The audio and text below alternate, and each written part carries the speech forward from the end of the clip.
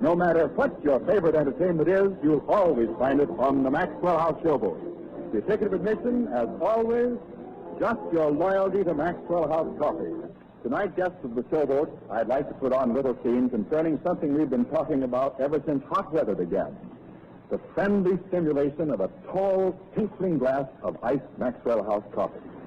As our curtain rises, we see a golfer step inside his front door at home. His wife calls to him. Well, dear, how was your game? Pretty hot day, wasn't it? Hot as right. And the game just so-so as usual. Oh, goodness, Mary, I feel all in. Tired. Those last two holes took everything I had. Even the shower didn't seem to help much. Guess I'll just sit down in the easy chair and rest a bit. I thought you'd be feeling kind of low and played out, dear.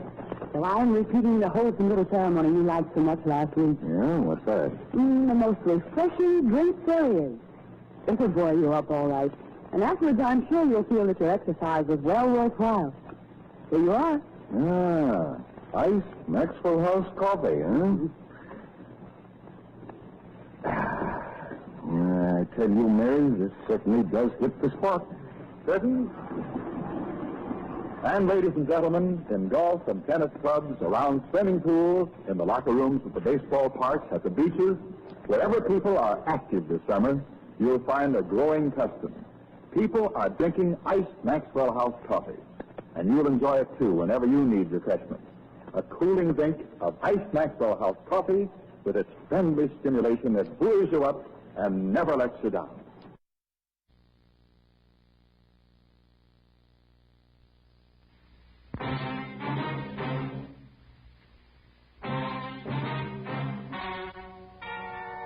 Ladies and gentlemen, the story you are about to hear is true.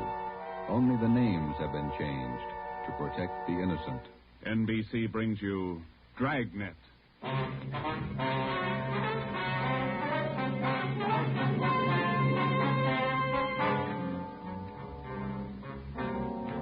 You're a detective sergeant. You've been off duty 2 hours. You receive an emergency call from the chief of detectives. An entire block in the heart of your city is threatened with complete destruction. Your job? Report at once. Dragnet, the documented drama of an actual crime, investigated and solved by the men who unrelentingly stand watch on the security of your home, your family, and your life. For the next 30 minutes, in cooperation with the Los Angeles Police Department, you will travel step by step on the side of the law through an actual case from official police files. From beginning to end, from crime to punishment, Dragnet is the story of your police force in action.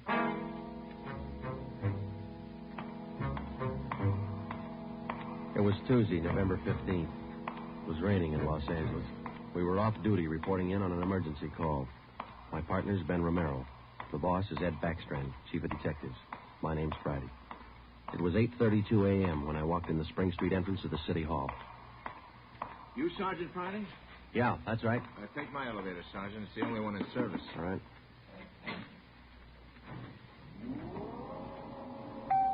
I'll run you up to 16. The chief's waiting for you up there. What's the pitch? Only one elevator in service out of 10? The place looks deserted. What's going on? Nobody in the building. All the office people been sent home. Lots of trouble. Somebody declare a holiday? No joke, Sergeant. Big trouble. All right, you convinced me. What is it? Here we are. 16th floor. Over here, Friday. Hi, Joe. Hello, Ben. You made good time. Came as soon as I got the call, Ed. Sorry to have to bring you back in. You worked last night, didn't you? Yeah, midnight to 8 this morning. Sorry. Come on. Okay. What is it, Skipper? Why all the hush? Wait till we get inside. In here. Okay. Number one, let's keep our voices down. All right. I'll make it as brief as I can. Every minute counts. What time you got, Friday? 8:33. All right, here it is. 55 minutes ago, a man walked into this building with a homemade bomb under his arm. If we don't release his brother from the county jail by 9 o'clock this morning, he says he'll pull the trigger on the bomb and blow up the whole building. He's kidding, Skipper. Who is the guy? Name's Vernon Carney. Here's his package. He and his brother have been in and out of jail since 1937. Small-time thieves. Yeah. Where's the FBI kickback? We had him once before, both of them. Brother's name is Elwood, serving a year for car stripping. And this two-bit thief is sitting here in the city hall with a bomb on his lap? That's right. In the next room. What kind of a bomb is it, Ed? You think he's bluffing? Could be bluffing, but the crime lab says no. Lee Jones from the lab get a look at it? Been in there twice. One end of the box is glass. Says you can't see much without a closer look, but you can't get near the guy. What do you want us to do? It's a volunteer job. You can take it or leave it. I won't order you to do it. How you want to handle it? You sure you'll want a piece of this one, Romero? No, he doesn't, Ed. He's got a family. Get me another single man. We'll give it a try. Wait a minute, Joe. What makes this job so different? Anytime we kick a door in, we never know what's on the other side. That's what makes it different. This time we do. No, you're not going to cut me out. Not the only time I know what I'm getting into. All right. Chandler's tried. Hannon, Davis, Watson, they've all tried. This guy Carney knows what he's doing. He's no pushover. But somebody's got to get that bomb away from him. Friday, Romero, it's your baby now. I looked at my watch. It was 8:36. We left Backstrand and started down the hall. If Carney was going to make good his threat to blow up the building by 9 o'clock, we had exactly 24 minutes to talk him out of it. Ben and I figured we'd better look him over first and then work out some kind of a plan. Maybe just talking to him. Thanks for stopping in, Christina. I truly appreciate it. I hope you're having a great day. Vernon Carney You had was a sitting great in a day. straight-back chair I hope against you the have a far Merry wall Christmas. facing the door. Talk to you soon. He was seated between two windows that looked out over the city. Along the left wall was a row of 6 wooden chairs. In the center of the right wall was a connecting door leading to the office where Backstrand had briefed us. The door was locked on both sides. Just off-center and favoring the left of the room was a small filing table. The other furniture in the office was a desk just forward of the connecting door on the right. There was a dictaphone on the desk. In the near left corner, shielded by a white screen, was a small wash basin. The faucet leaked. Vernon Carney was middle-aged. He sat erect, holding a black box on his lap. He held his right hand inside one end of the box. Ben and I stood there for a minute and looked at him. Then we walked in the room. What do you say to a man with a bomb? That's close enough. Cigarette, Carney? I'm not smoking right now. What are you trying to prove? You know what I want? We're not going to let your brother out of jail. You got until 9 o'clock to change your mind. According to that clock on the wall, you got 24 minutes. If we go, you're going with us, Carney. Don't take much of a brain to figure that, copper. What made you think you could get away with this? Haven't yet. It ain't 9 o'clock. Unless that clock's slow. Haven't checked it against my pocket watch lately. That's the one that's running this show. Have you given any thought to all the innocent people that are going to go up with that thing of yours there? My brother's innocent. I want him out of jail. The court says he's guilty. He'll get out when he serves his time. That's where you're wrong, copper. He gets out at 9 o'clock this morning. All right, come on, Carney. Get your hand out of that box. Put the box on the table. You think I'm bluffing, don't you? I'm going to let you get within 5 feet before I make a liar out of you. Okay, Carney. I guess you mean business. You can take 3 more steps and find out for sure. What if we did let your brother out? We'd just come out and pick him up again, you along with him? If you could find us. Let's get this straight. If we let your brother Elwood out, how do we know you're going to keep your promise? What promise? I ain't made any promises. You just get Elwood down here first, and then we'll talk about it. There's only one thing I can't figure, Carney. Yeah, what's that? If we don't let your brother out, you say you'll pull the trigger on that bomb. You're going to kill a lot of innocent people. What are you going to prove by that? It's 8:37. You've got 23 minutes left. Now, I wish you'd answer that one for me. Why do you want to kill a lot of innocent people? Don't try to con me, copper. I know they cleared everybody out of this building 45 minutes ago. I know they cleaned out the whole block. They got it roped off. Where'd you get your information? I got a couple of windows here to look out of. Don't you think it's about time to send somebody over to get Elwood? You know, Carney, we got a way out of this. We don't have to let your brother out neither. I've heard that before. What's to stop us from leaving the building along with the other few officers and let you sit here and touch off that bomb? Go ahead. It won't be a long wait without you. Who are you trying to kid? You'd let me blow up $10 million worth of taxpayers' money? No. You're going to let Elwood out. You'll wait till the last minute to do it, but you'll let him out.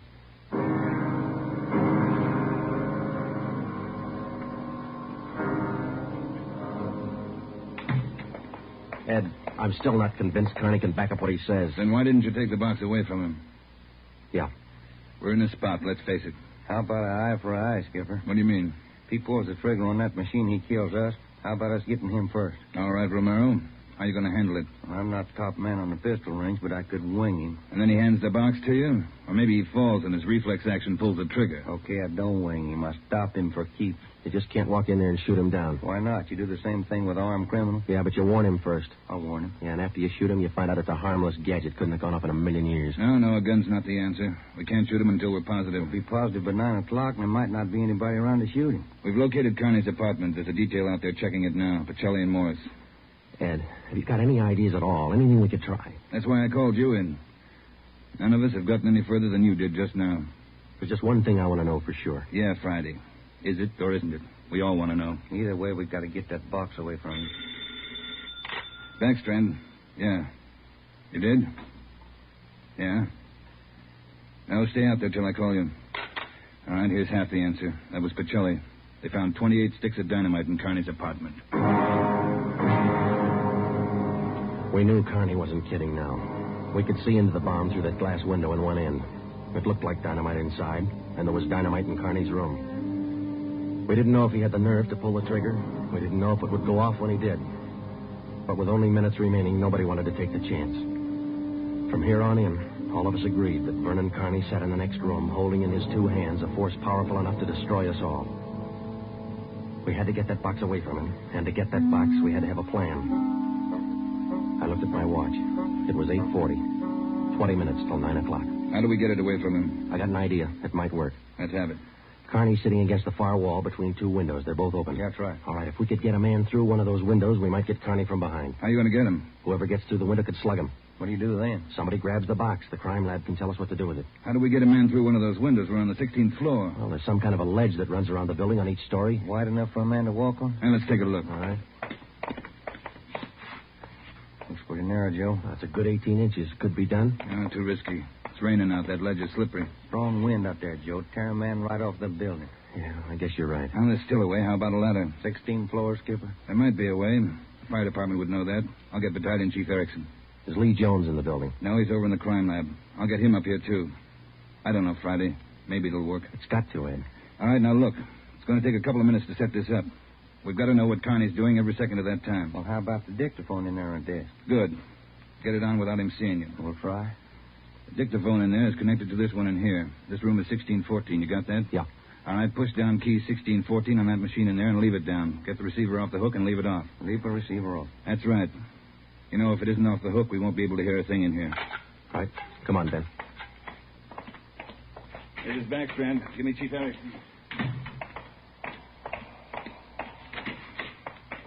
Where's my brother? Still in his cell? You coppers are long on talk, but short on time. Yeah, we know.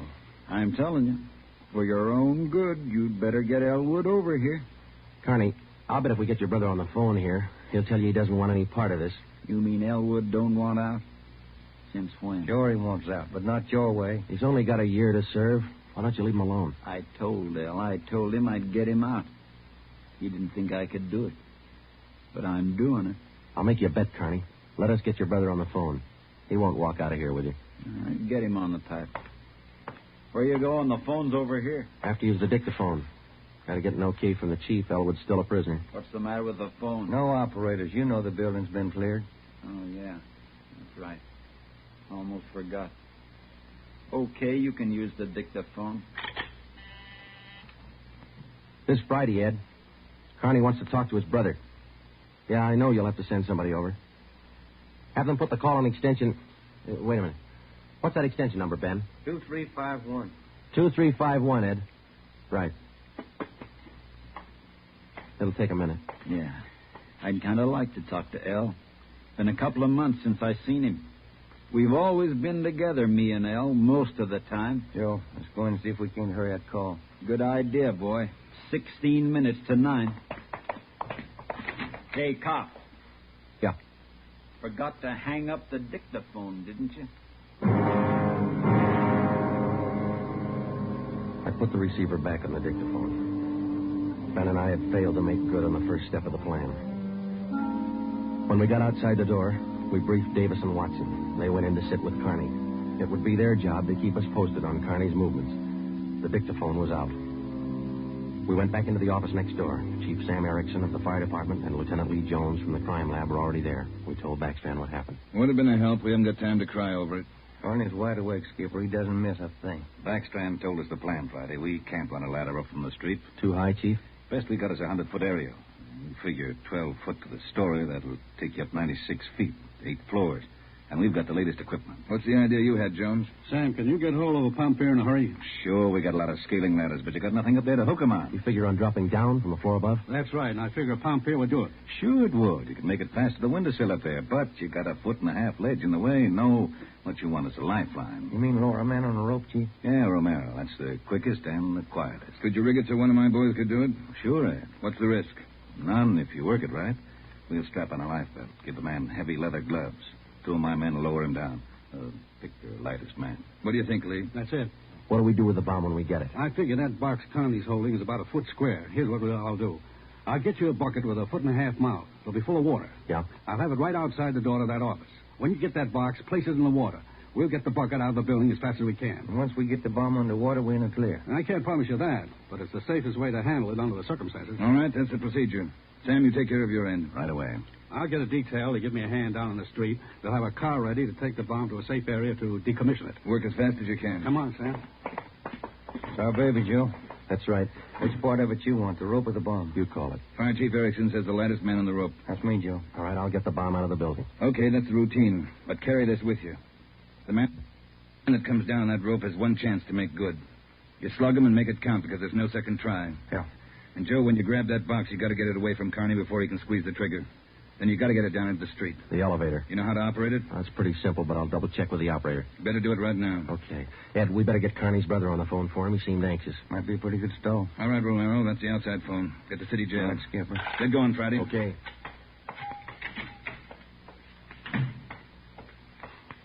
Hey, you. Elevator man. Yeah, Sergeant. Let me see if I know how to work that thing. You taking over the elevator? Well, in a couple of minutes. You want to check me out? Nothing to it, Sergeant. All right. Here's the control, see? You push this lever right to go up, left to go down. You see this little trigger on the underside of the handle? Yeah. That's the safety lock. Be sure you squeeze it or you can't move the lever. Let me try that. That's it. Right to go up, left to go down. Right to go up, left to go down. How do you operate the doors? Automatic. They work off the control lever. When the control lever is locked in the up or down position, the doors will close. I get it. Now, in case they jam, this red emergency button up here? Yeah. Push it. If that doesn't close them, we call the repairman. Okay, I think I got it. You sure now? I've had my orders to get out of the building. I'll just leave the elevator right here and take the stairs down. All right. Thanks a lot. Sergeant, just curious. You going to take the bomb down in this car? We're going to try. You won't have any trouble. We haven't had an elevator failure in 18 months. The elevator man turned and went down the stairs. Outside of a handful of volunteers and a man with a bomb, the city hall was now cleared. I started down the corridor and met Ben outside the office. He told me that Lee Jones and Chief Erickson were on their way up in the freight elevator at the rear of the building with the necessary equipment. The 2 fire department volunteers were with them. The phone call had been put through to the city jail, and in a moment, Elwood Carney would be ready at the other end of the line. We went in to tell Carney. I told him over at the jail to put the call through on extension 2351. Yeah. When's it coming through? Right now. You got Elwood with you? No. Look, Carney, we told you we'd get him on the phone for you. The call will be through in a minute. A minute's a long time, cop. You only got 12 of them left. Elwood's going to talk you out of this. Oh, sure, everybody's going to talk me out of this.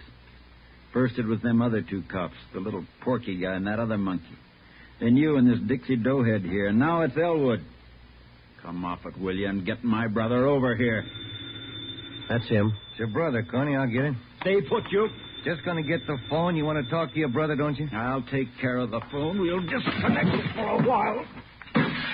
Now get it straight, copper. I'm through with your stinking, rotten lying. I want Elwood here. And I want him now. Bring him here before I blow you all to pieces. What's going on? Who threw that phone out in the hall? I did. You want me to go out and pick it up? Carney, that's not going to get you anyplace. You the big boss around here? Maybe. Are you or aren't you? I answered you. All right, big boy. I've got a piece of advice for you. Take your rookie cops here and get it through their heads I mean what I say.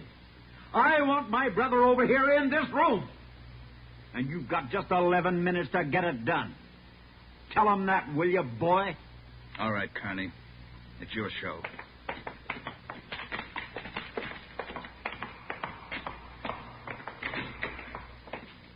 All right, we got to work fast now.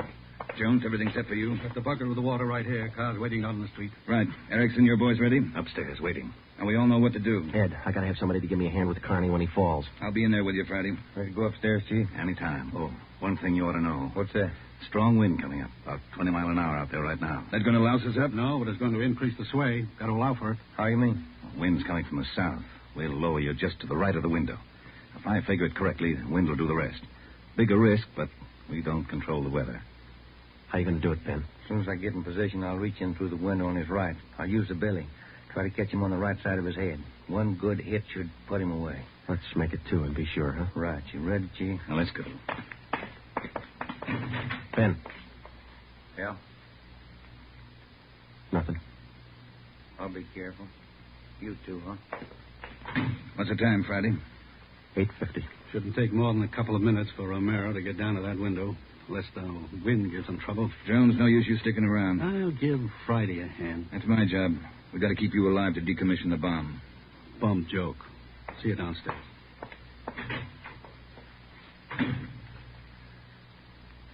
You ready, Ed? Yeah. Scared, Friday? Yeah. That makes us even. Come on. Ed Backstrand and I went into the next room with Vernon Carney. Our job was to keep him occupied until Ben was lowered to the windowsill from the floor above. Ben was going to make a try from the window on Carney's right. Somehow, we had to keep Carney's attention on us and away from that window. If anything went wrong and Carney got out of position, the plan would fail. If Ben was spotted, the plan would fail. If Chief Erickson didn't estimate the force of the wind correctly, the plan would fail. After Ben slugged Carney, my timing had to be perfect. If it wasn't, the plan would fail. I looked at my watch. It was 8 minutes to 9. Carney, anything we can say that'll make you change your mind? I've asked you 100 times. Now I'm ordering you. You're going to get to a phone and have somebody send Elwood over here right now. I'm through waiting. Now move. You ripped out the phone, Carney. Well, find another one. I told you I'm sick of your 2-bit stalling. We've got until 9 o'clock to make up our mind about this. You had until 9.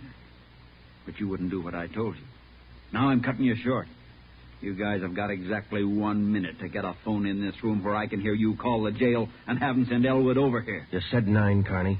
All right, Joe. We'll give him what he wants. Davis, unlock the connecting door to this office. I'll get the phone, Ed. Will the cord reach? Yeah. Your brother's a prisoner. He's in our custody and he's under our protection. We can't place his life in jeopardy. Why not leave it up to Al? Here's the phone, Ed. Yeah. Kenworthy, this is Backstrand. We want Elwood Carney over here at City Hall. His brother wants to see him. Explain the situation. If he wants to come, get him over here. Leave it up to him. Room 1614. You'll have to use the freight elevator. And tell him to hurry. Yeah. Tell him to hurry. That's the only smart thing you've done today. Now, why don't you go next door and figure out another angle? We'll wait for Elwood, too. You don't think I'd let you get out now, do you? We're all going to wait right here for my brother. In case he don't show up, you're going to see me pull the plug. Just sit down. Not so close. Right where you are, sit down.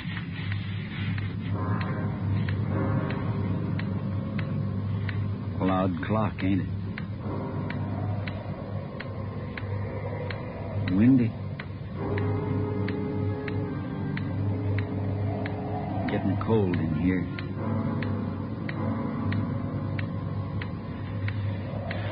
Sure a loud clock. Real windy. Maybe I ought to close the windows. Don't want to catch me a cold. I can turn on the heat. Stay put, cop. Hey, what's that? What's going on? Just the wind, Shut Carney. up! There's somebody out there. I can see his feet. You stupid cops. Pull him up! Get back there, you! Pull him up! Friday, tell him to pull him up. Right.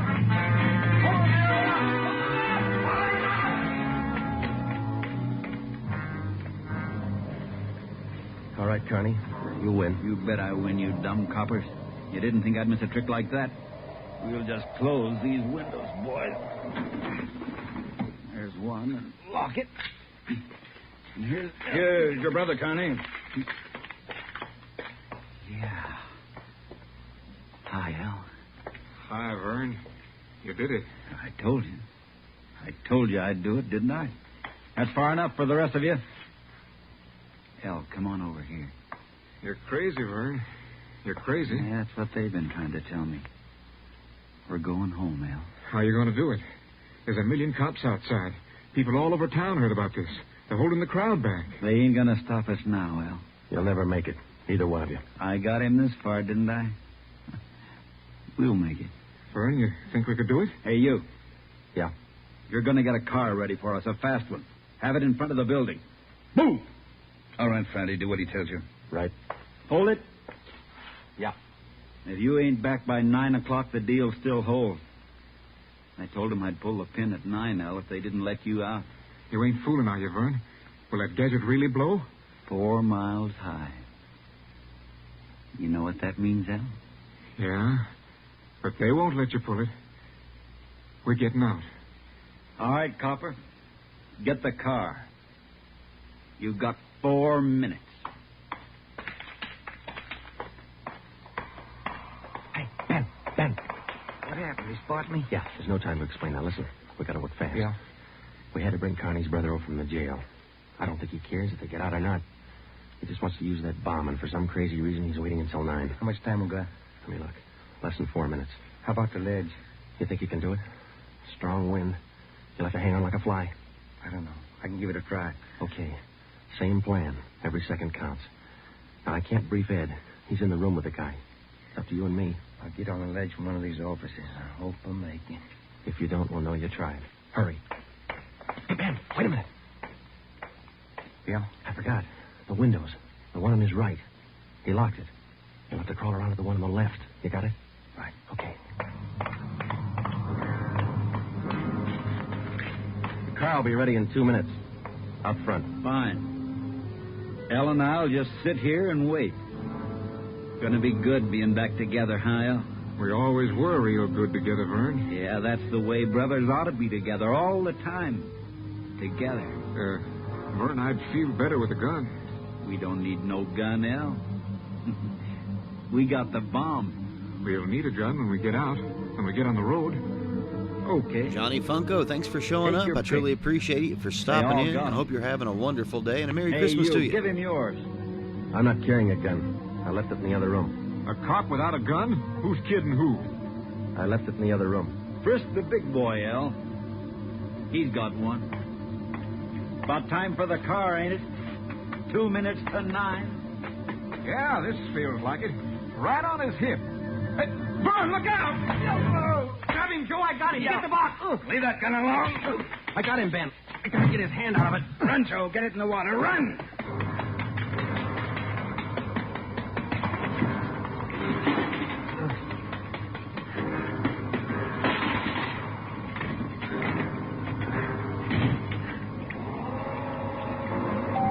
In a fast elevator, 16 floors isn't very much, but I've never shared an elevator with a live bomb. It seemed like minutes between floors. I kept watching the bucket. The bomb was completely underwater. A small stream of bubbles was hissing to the surface. I waited.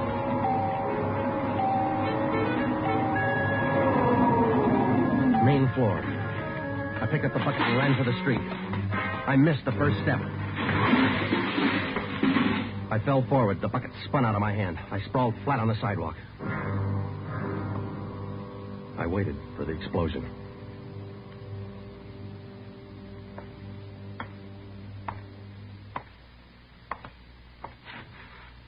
It didn't go off Friday.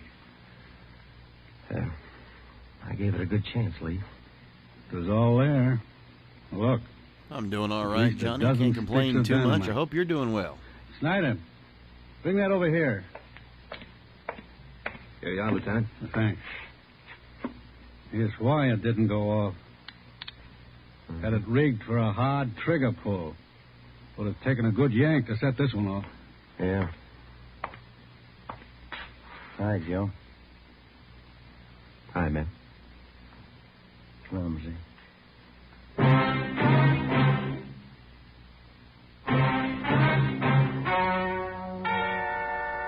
The story you have just heard is true. Only the names were changed to protect the innocent. Vernon Carney was examined by 5 different psychiatrists appointed by the Superior Court and was found to be incompetent. He is now confined in the State Mental Institution for the criminally insane. Elwood Carney is now serving the balance of his sentence with no time off for good behavior. You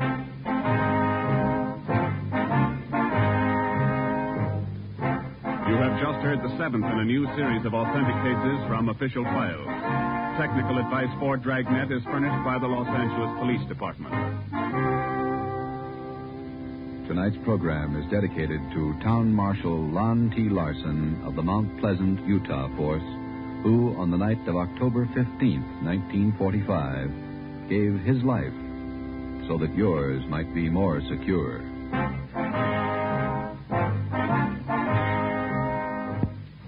Dragnet came to you from Los Angeles.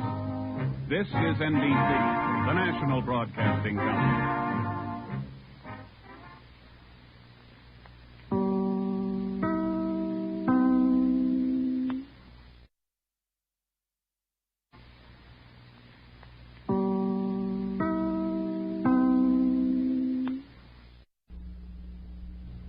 Here is another in NBC's great parade of new shows.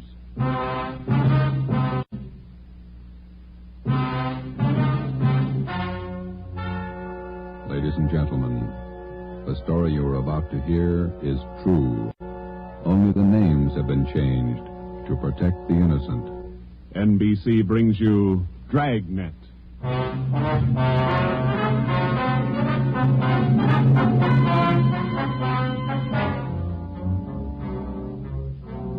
You're a detective sergeant. You're assigned to burglary detail. A sudden wave of jewel thefts is sweeping the city. In 16 days, 16 burglaries have been committed, one each night. They bear the same trademark. Thousands of dollars of jewels are missing. The thief is a master at his trade. Your job, get him. Dragnet, the documented drama of an actual crime, investigated and solved by the men who unrelentingly stand watch on the security of your home, your family, and your life. For the next 30 minutes, in cooperation with the Los Angeles Police Department, you will travel step by step on the side of the law through an actual case transcribed from official police files. From beginning to end, from crime to punishment. Thank you for stopping in, Jared. I truly appreciate you, and thank you for sharing me out, my friend. I hope you're having a wonderful holiday season. It was Tuesday, June 17th. It was warm in Los Angeles. We were working the day watch out of burglary. My partner's Ben Romero. The boss is Ed Backstrom, chief of detectives. My name's Friday. I was on the way into work that morning, and it was 7:53 a.m. when I got to room 45. Burglary detail. Hi, Joe. How are you, Walker? Gonna be a scorcher out today. Yeah, just like yesterday. Ben in yet? I think he's over in communications picking up the mail. Oh, thanks. You guys been busy? Yeah, kind of. Jewel thefts. Anything big? No big hauls, but he's consistent. 16 nights in a row. Same guy?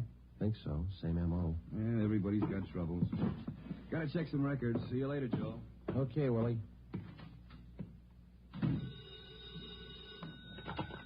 Burglary Friday. Yeah. Okay, Mike, soon as Ben gets back. He's picking up the mail. Right, bye. Hi, Joe. Hi, Ben. Hannon just called. Chief wants to see us. Take a look at these first. What do you got, overnight reports? Yeah, these two. Yeah. Two of them. 3 diamond rings, 1 sapphire, 1 necklace, jade. Big haul. Look at the other one. Lady's watch, diamond band, emerald bracelet, tourmaline brooch. What's tourmaline, Ben? I don't know. Must be valuable. It's gone.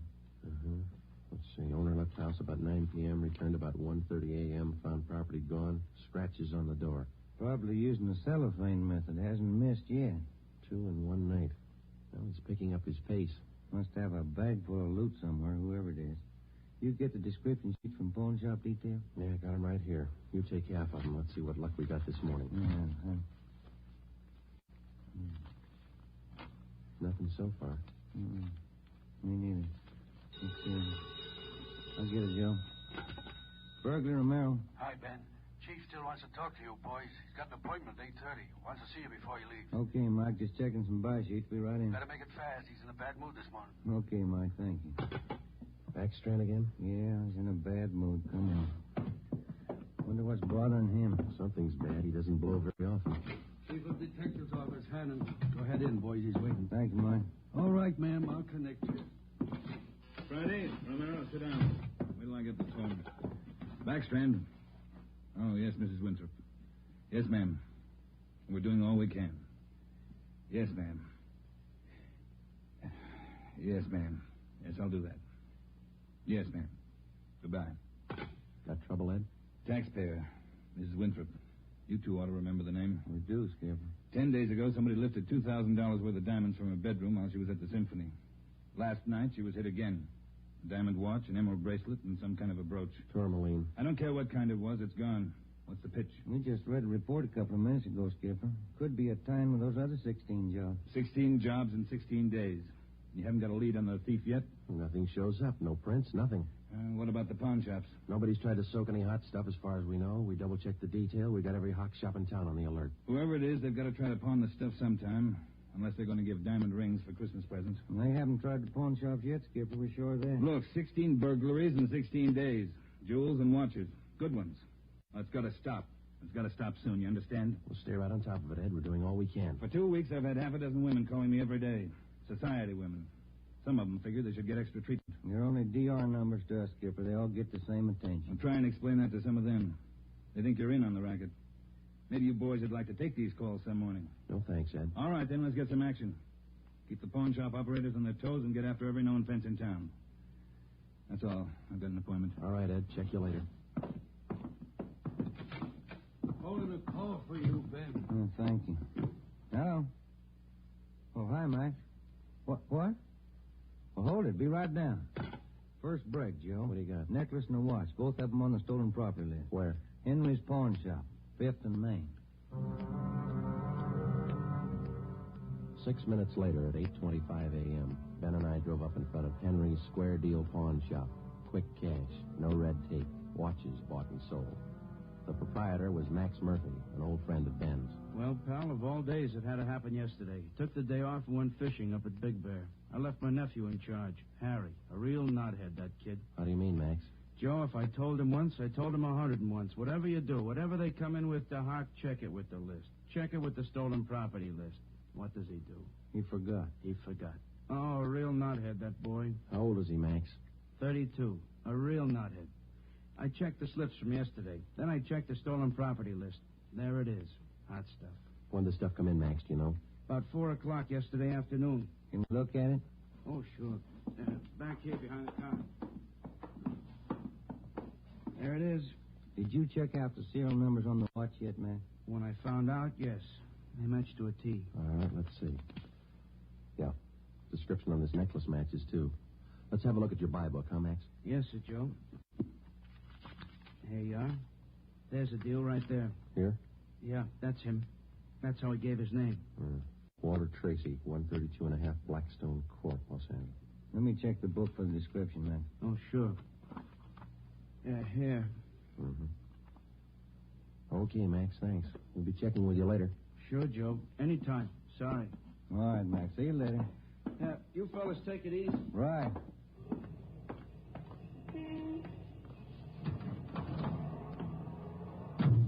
Want to check and see if we're clear, Joe? Yeah, I will. 80K to Control 1. 80K to Control 1. Are we clear? Control 1 to 80K. Stand by. Good lead, Joe. Got a description in here. Yeah.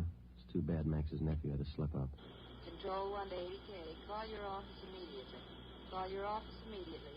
KMH. Wonder what that's about. I don't know. I'll call in. You got some change? I'll use Max's phone.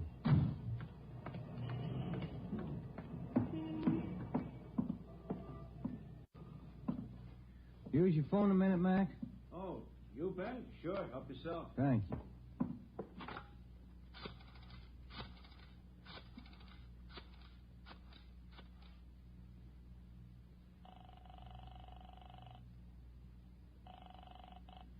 City Hall. 2524. 2524. Burglary, Levine. This is Ben, George. You got something? Hot one. Universal Loan Shop, 6th and Barton Place. Guy just took in a couple of rings. He checked too late. What you mean? He checked the form after the guy left. It was signed Walter Tracy.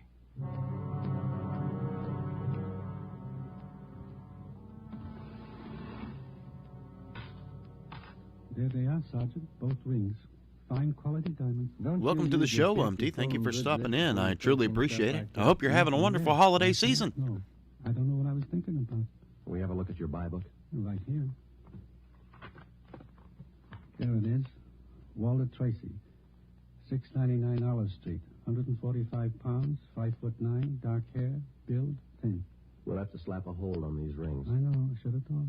Can you think of anything else that might help us to identify the man? No. Had a light suit on. Nice cut. Very well dressed. Thank you. That's all for now. Here's a card. If the guy happens to drop back, give us a call, will you? Sure will, Sergeant. Say, Yeah? I've got some nice watch bands. Yours look gold. Can I interest you? No, thanks. Some other time. Come on, Ben.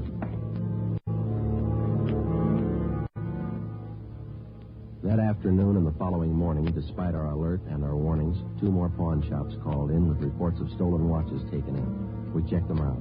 The serial numbers on the watches matched those on the stolen property list. On the pawn shop account books, the loan was listed under the name Walter Tracy. The addresses were given as number 12 St. Vincent Place and 700 East Flower. The descriptions of the man were the same. Slight build, well-dressed, about 145 pounds, 5 feet 9 inches tall, dark wavy hair. We had the name and description distributed to every pawn shop in Los Angeles and surrounding communities. Through our informants, we checked up on every known fence in the city. For the next 2 nights, we received no reports of stolen jewels. That made up for the double burglary the night before. On June 19th, the box score read 18 successive nights, 18 successive jewel burglaries. At 3:25 in the afternoon, Ben and I sat down to check over the late incoming reports. Got anything, Joe? Not yet, no. Nothing here. Maybe the guys left town. Nope. No such luck. Take a look. That's it, number 19. He may set a record. Well, he's making monkeys out of us, isn't he? Look, man's watch, lady's watch, Chinese amber necklace, diamond shirt studs, and a bracelet with 2 large rubies. He's getting ambitious. How's the value listing? Let's see. $1,800. 1 haul. I'll get it. Burglary Friday. Yeah. What? Yeah. Be right down. Stall him. Let's go, Ben. Where? Kaplan's down on East 2nd. Walter Tracy's in there now, trying to hawk a gold watch.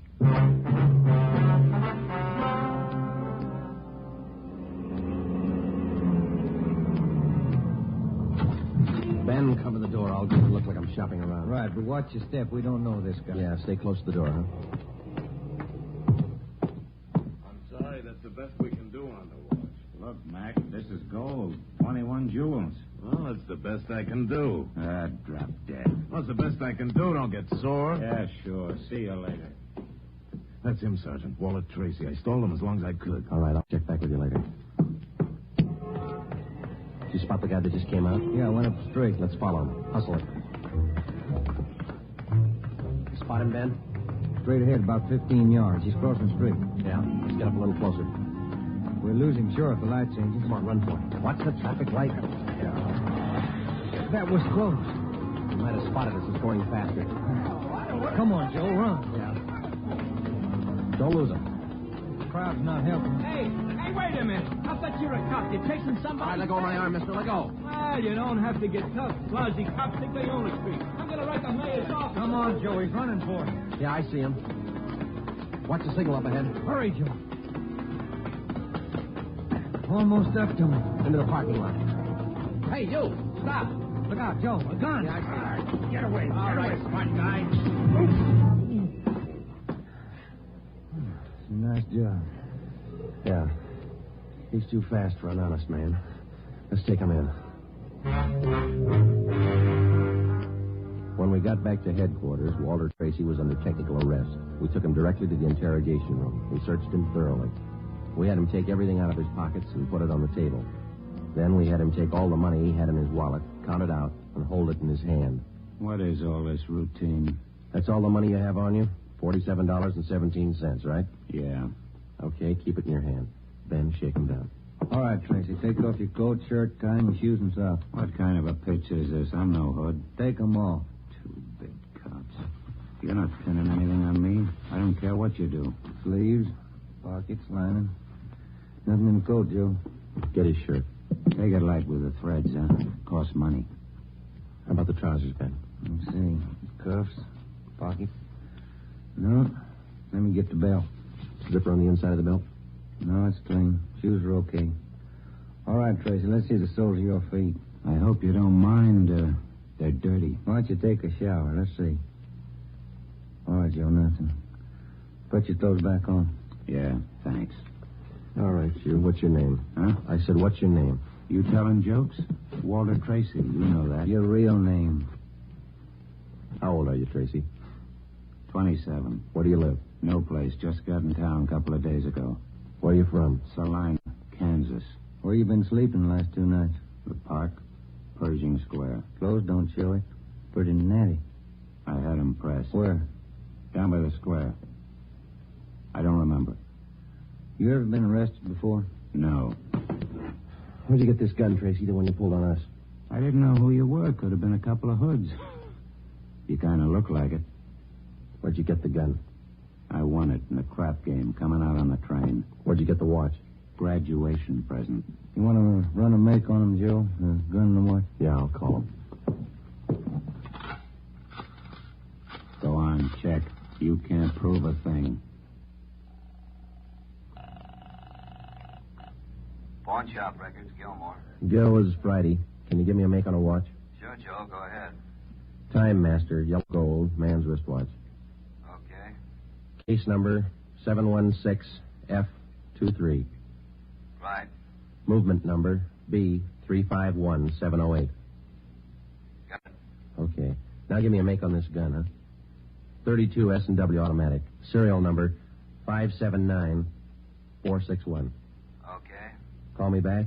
Right. What's your station number? 2572. I'll ring you, Joe. Thanks. Having fun? What'd you do with all those jewels you stole? When do I get out of here? I don't think you're going to get out. You got nothing on me. How tall are you, Tracy? Get your tape measure. 5'9". How much you weigh? 140. I'm 27. My name's Walter Tracy. I come from Salina. I've been in town 2 days, and I don't know what you guys are talking about. You sound smart. You don't act it. And you're flying Brian, copper. What'd you do with those jewels you stole? I don't know what you're talking about. What color are your eyes? I don't know. I'm colorblind. What color would you say your hair is? You colorblind, too? You ever been arrested before? Straighten out. He asked me that. I'm asking you. No. You ever done any big time? No. All right, I don't care if you level with us or not. We're going to make you on those prowl jobs, all 19 of them. Sure. You guys are smart. You got in Los Angeles 2 days ago, is that right? Yeah. You don't know anything about any jewel theft. That's what I said. And how come your name and your handwriting's on the account books in 4 pawn shops in Los Angeles? It's not mine. You can't prove it. We can, Tracy. Come clean. What'd you do with the stuff you stole from 1250 Moraga Drive, June 5th? I didn't steal any stuff. What'd you do with the rings and watches you took from 1400 Placerville Road, June 9th? I wasn't in town. What'd you do with the diamond dress pins you stole June 13th, 123 South Van Ness? Did I do that? You're not only kinky, you're a bad liar. You prove it. Porter, get you a sawbuck, your prints bounced, Tracy. Our handwriting man's going to work on those signatures of yours. You haven't got a chance. Now, come on. Where'd you hide the stuff? You can't prove a thing. Where'd you say you've been sleeping the last 2 nights? In the park, Pershing Square. You want a map? Clothes sure look nice. I said I had them pressed. But you can't remember where. No, I can't remember where. That a crime? Friday something. Joe, this is Gilmore. Here's the stuff you asked for. Let's have it, Joe. No make on the watch, no make on the gun. Okay, Joe. Thanks a lot. Yeah. You're in up your neck. You said that, didn't you? You're going to talk, Tracy. Kind of tired. All right, we'll let you sleep on it. Come on, Ben. Let's book him. All right. I'll get your jobs, coppers. Sure. Come on. We took Walter Tracy to the county jail and had him booked on suspicion of burglary. He was still sullen. We knew we had the guilty man. Now we had to prove it. As it often happens, the victims never see the burglar. They only know he's been there. They can't identify him, but they can identify their property. Our job was to find the property. When we did, we'd have Walter Tracy. And the 19 victims would have their property returned. But Tracy wasn't talking. We knew he'd never talk unless he thought it might help him. We took the problem to Ed Backstrand. Smart punk, Skipper, but he's done time before. How do you know? Tried him out last night when we brought him in. He talks like it and he acts like it. But he won't cop out. Are you sure? He won't talk in 100 years. He knows he's got us in the spot. Well, one thing's sure. We're not going to send him up without finding the loot first. He's planted the stuff somewhere in the city. We've got to find it. Ben and I have got an idea, Ed. It's not going to be easy, but it might work. What is it? Tracy tried to soak some of the stolen property at 4 separate pawn shops in the downtown area. Yeah? At each one of those 4 pawn shops, he gave a local address. Now, we're sure he must have a room or an apartment someplace in town. All right. Where? That's where guesswork comes in, Skipper. Every one of those addresses he gave falls within a certain area. How big an area? You've got that street diagram, Joe? Yeah. Here it is, Ed. From Figueroa here to San Pedro, and from Pico down to First Street. The area's about 12 blocks wide, 14 blocks long. That's a lot of territory. How are you going to cover it? On foot. We'll take Tracy with us. Plenty of legwork. You sure it's the answer? We've got to find the stuff, and it's the only way we can figure it. Hotels, apartments, rooming houses. There must be hundreds of places you can stay in that territory. It'll take a couple of weeks. Yeah, on foot it will. All right. It's tough, but it's your idea. Go to it. An hour after we left Chief Backstrand, we got Tracy out of his cell in the county jail and started our canvass of the appointed area. We took the usual precautions and handcuffed Tracy's wrists to our own. We started the search for his hideout at First Street in Figueroa. It was a warm day in Los Angeles. The temperature was 91. After the first 3 hours, I could tell Ben's feet were ready to give out, and so were mine. We couldn't even have the comfort of complaining. That had encouraged Tracy, and he was cocky enough already. He cursed and threatened every step of the way. My legs off. All right, quit pulling, will you? Come on, Tracy, up the stairs. Another one to check. Warm day, Joe. Yeah, a little. What do you mean a little? Must be 110. Yes? What is it? You the manager? Yes. Could you tell me which apartment this man has in your house, ma'am? Who, him? Yes, ma'am, this one. Never saw him before. He don't live here. All right, ma'am, thank you. Yeah. Hot, ain't it? When are you going to get wise? Come on, Tracy. That finishes this side of the street. You want to cross over, Joe? Yeah, let's go. I'm hungry. I want to eat. After we cover the other side of the street. You can't do this to me. I'm going to get a lawyer. I'll have your jobs, both of you. Yeah, come on. We only got a couple of hundred places to cover.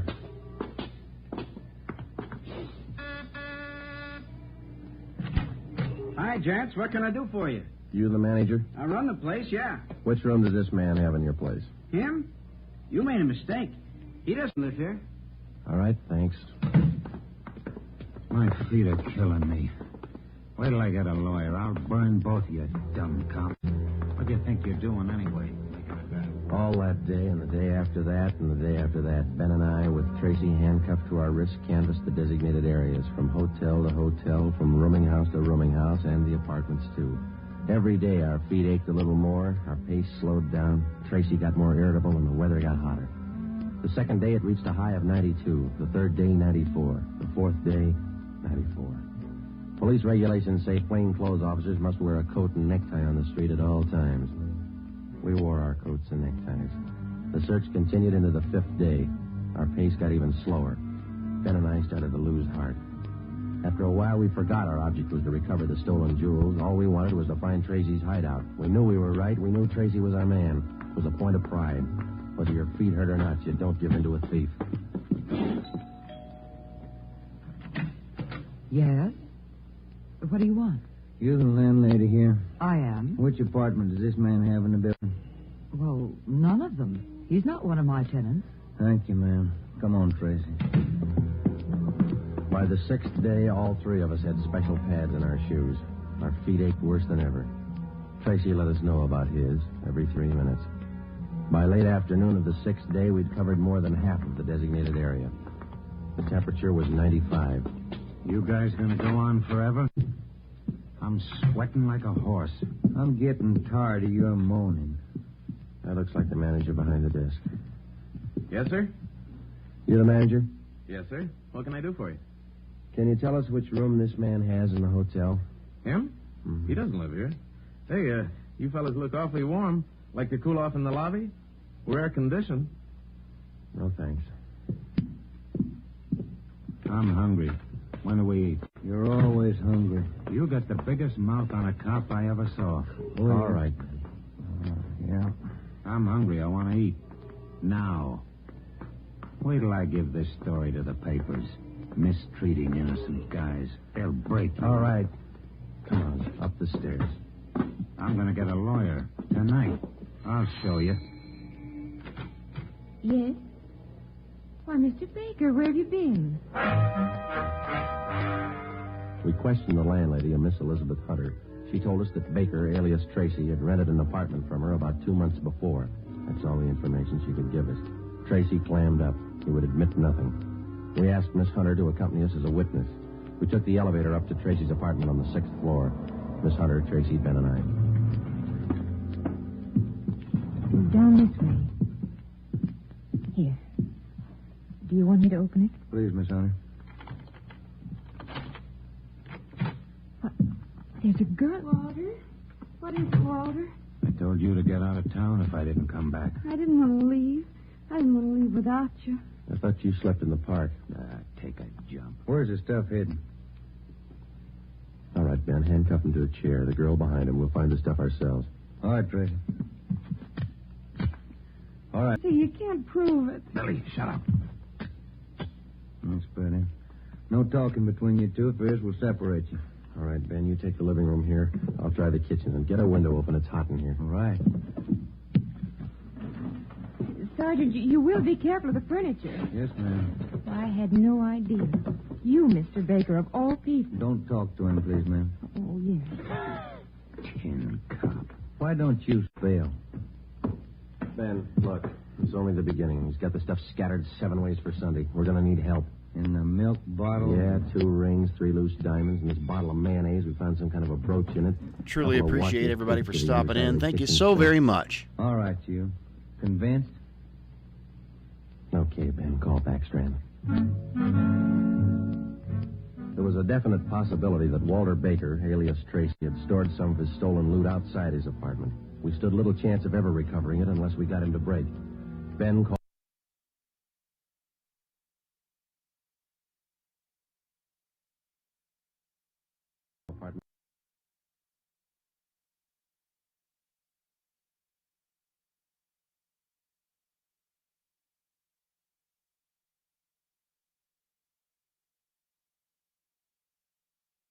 I said, what is your name? Billy.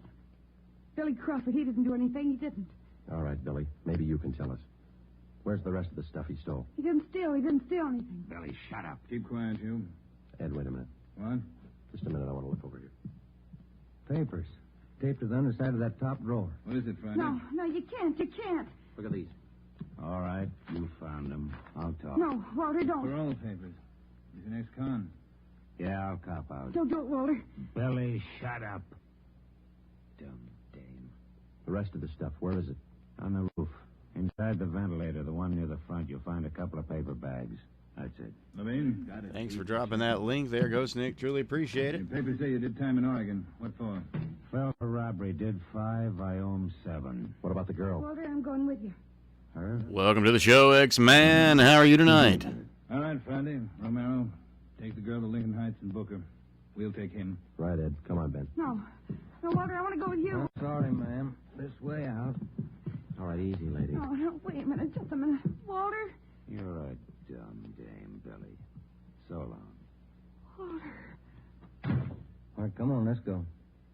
What's the matter? You feel all right? He lied. He said he loved me.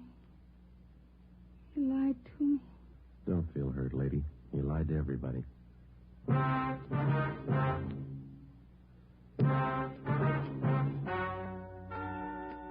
The story you have just heard is true. Only the names were changed to protect the innocent. Walter Baker, alias Walter Tracy, was tried and convicted on 3 counts of first-degree burglary and received the maximum sentence prescribed by law. He is now serving out his term in the state penitentiary. A hold has been placed on him by the state of Oregon, where he will serve out 7 years for violation of parole. Billy Crawford, Baker's accomplice, was tried and convicted of receiving stolen property and is now serving time in the state penitentiary for women. You have just heard the 11th in a new series of authentic cases transcribed from official police files. Technical advice for Dragnet is furnished by the Los Angeles Police Department. Tonight's program is dedicated to Warden Clarence A. Larkin of Folsom Prison, Sacramento, who, on the evening of September 24th, 1937, gave his life so that yours might be more secure.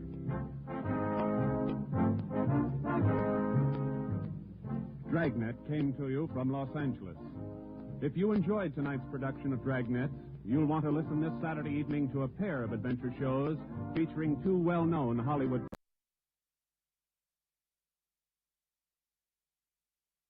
On Saturday's schedule is Richard Diamond, private detective, as played by the screen's romantic tough guy, Dick Powell. Listen to both of these exciting programs this Saturday over most of these same NBC stations. This is NBC, the national broadcasting company.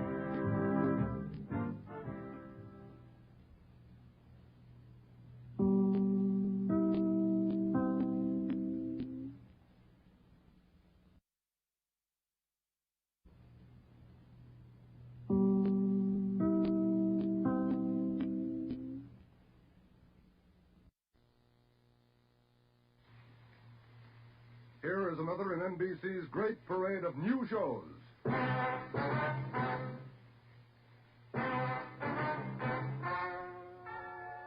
Ladies and gentlemen, the story you're about to hear is true.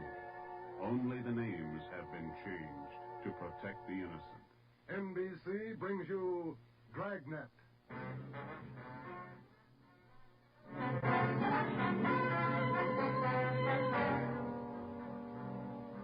You're a detective sergeant. You're assigned to auto theft detail. In 3 months, more than 250 cars have been broken into. Property mounting well into thousands of dollars has been stolen. 2 youthful members of the gang have been apprehended.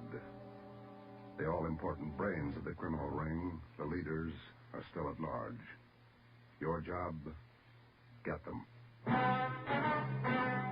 Dragnet, the documented drama of an actual crime, investigated and solved by the men who unrelentingly stand watch on the security of your home, your family, and your life. For the next 30 minutes, in cooperation with the Los Angeles Police Department, you will travel step by step on the side of the law through an actual case from official police files. From beginning to end, from crime to punishment, Dragnet is the story of your police force in action.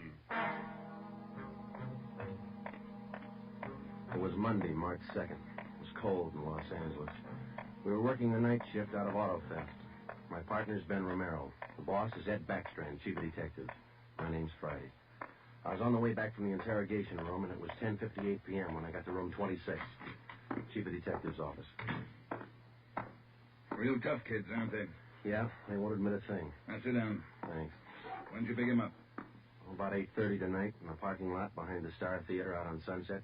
He was lifting the radio out of a 48 convertible. He's had lots of experience. The report says you picked up a 19-year-old girl with him. She was waiting for the guy in a parked car across the street from the theater. Car was full of loot. The first real break we've had on those auto burglaries in 3 months, and it's no good to us. Neither one of them will talk. They won't even admit they know each other. You run makes on them? Just did. We've been questioning a boy for an hour, getting nowhere. What's his name again? Freeman, Stanley Freeman. Ah, yeah. Age 20. Address?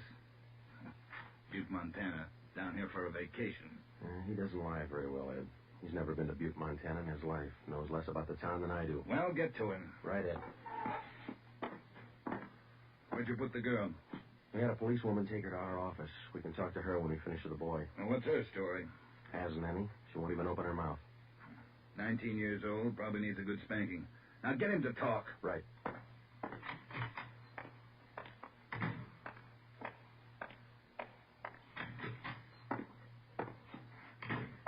Did you run a make, Joe? Yeah, he's clean. Get wise, huh, Flatfoot? Look, you're in a bad spot, son. That kind of talk isn't going to help. Says you. We caught you red-handed trying to steal a radio that didn't belong to you from a car that didn't belong to you. Is that right? That's enough to send you to San Quentin, boy. You better give us the story. Shut up. We've got all the evidence we need for him. Maybe you don't realize how serious this is. We've had more than 250 car burglaries in this city in the past 3 months. Over $200,000 worth of property's been stolen. That's a lot of money. So what? So you're the number one suspect, young fellow. Your method of operation in breaking into that car tonight is the same used in most of the other burglaries. It means you're not going to be tried just for this job tonight. What are you getting at, Flatfoot? Listen, son.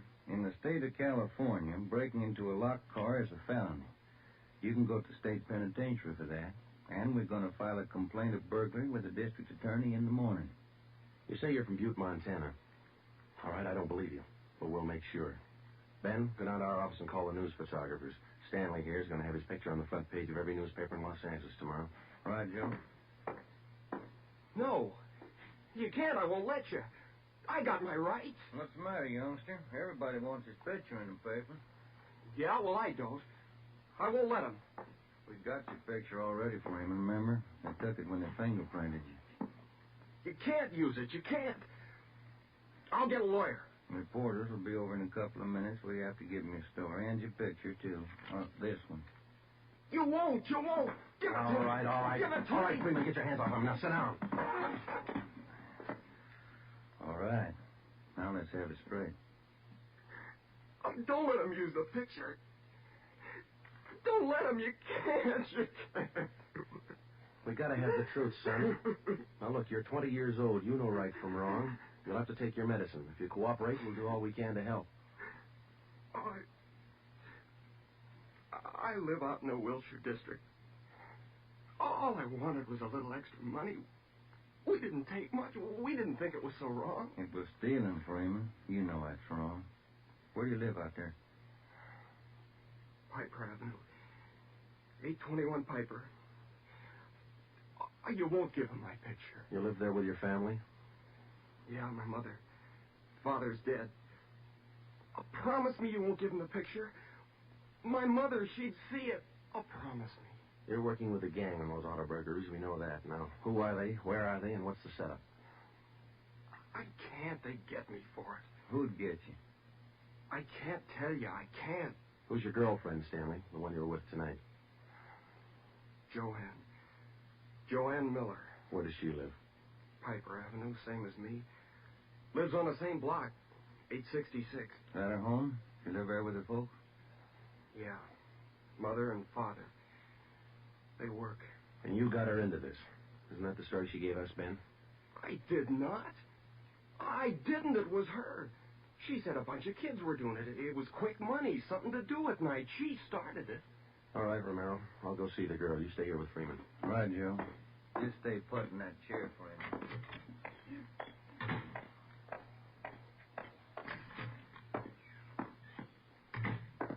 Hi, Marge. Hello, Joe. You and Romero handling this case? Yeah. I'd like to talk to the girl a few minutes, Marge. Will you stand by? Right, I'll sit over here. Thanks. All right, miss. What's your name, age, and address? I told this lady cop 15 minutes ago I'm not saying anything. All right, then we'll tell you. Your name's Joanne Miller. You live at 866 Piper Avenue. You live with your father and mother. Both of them work. You're a liar. That's not me. You're 19 years old. You live on the same block as your boyfriend, Stanley Freeman, and you're the one who got him mixed up in this gang. Isn't that right? No, it's not right. It's not. I didn't do anything. Well, that's only half the story. Freeman told us everything. You want to hear the rest? No. Stan wouldn't tell you. He wouldn't. He told us how you got him mixed up in it. Quick money. That's what you told him, didn't you? No, it was him. I can prove it. The rest of the kids will tell you. He got me in this. Ask them, they'll tell you. It was Stanley and Fred Milford and Georgia Jansen. They started it, all three of them. All right. Will you tell the story to a police stenographer? I'll tell him everything. He's not blaming this on me. Marge, you go get the stenographer. Right. Now, how many persons in this gang of yours? Oh, about 10 or 12. And it's not my gang either. He got me into this, and now he's trying to lie his way out, blaming me. How long you been doing this, burglarizing cars? Me? Oh, only about 2 weeks. It was supposed to be fun, something to do at night. The rest of them been at it a couple of months. Who's the head of the gang? I told you, it's him, Stanley, and Fred Milford and Jansen, all three. I only started going out with him 2 weeks ago, maybe less. All right, Joanne. Tell it to the stenographer the same way. Stenographer will be in a minute, Joe. Okay, Marge, thanks. Stay with it. Right, Joe.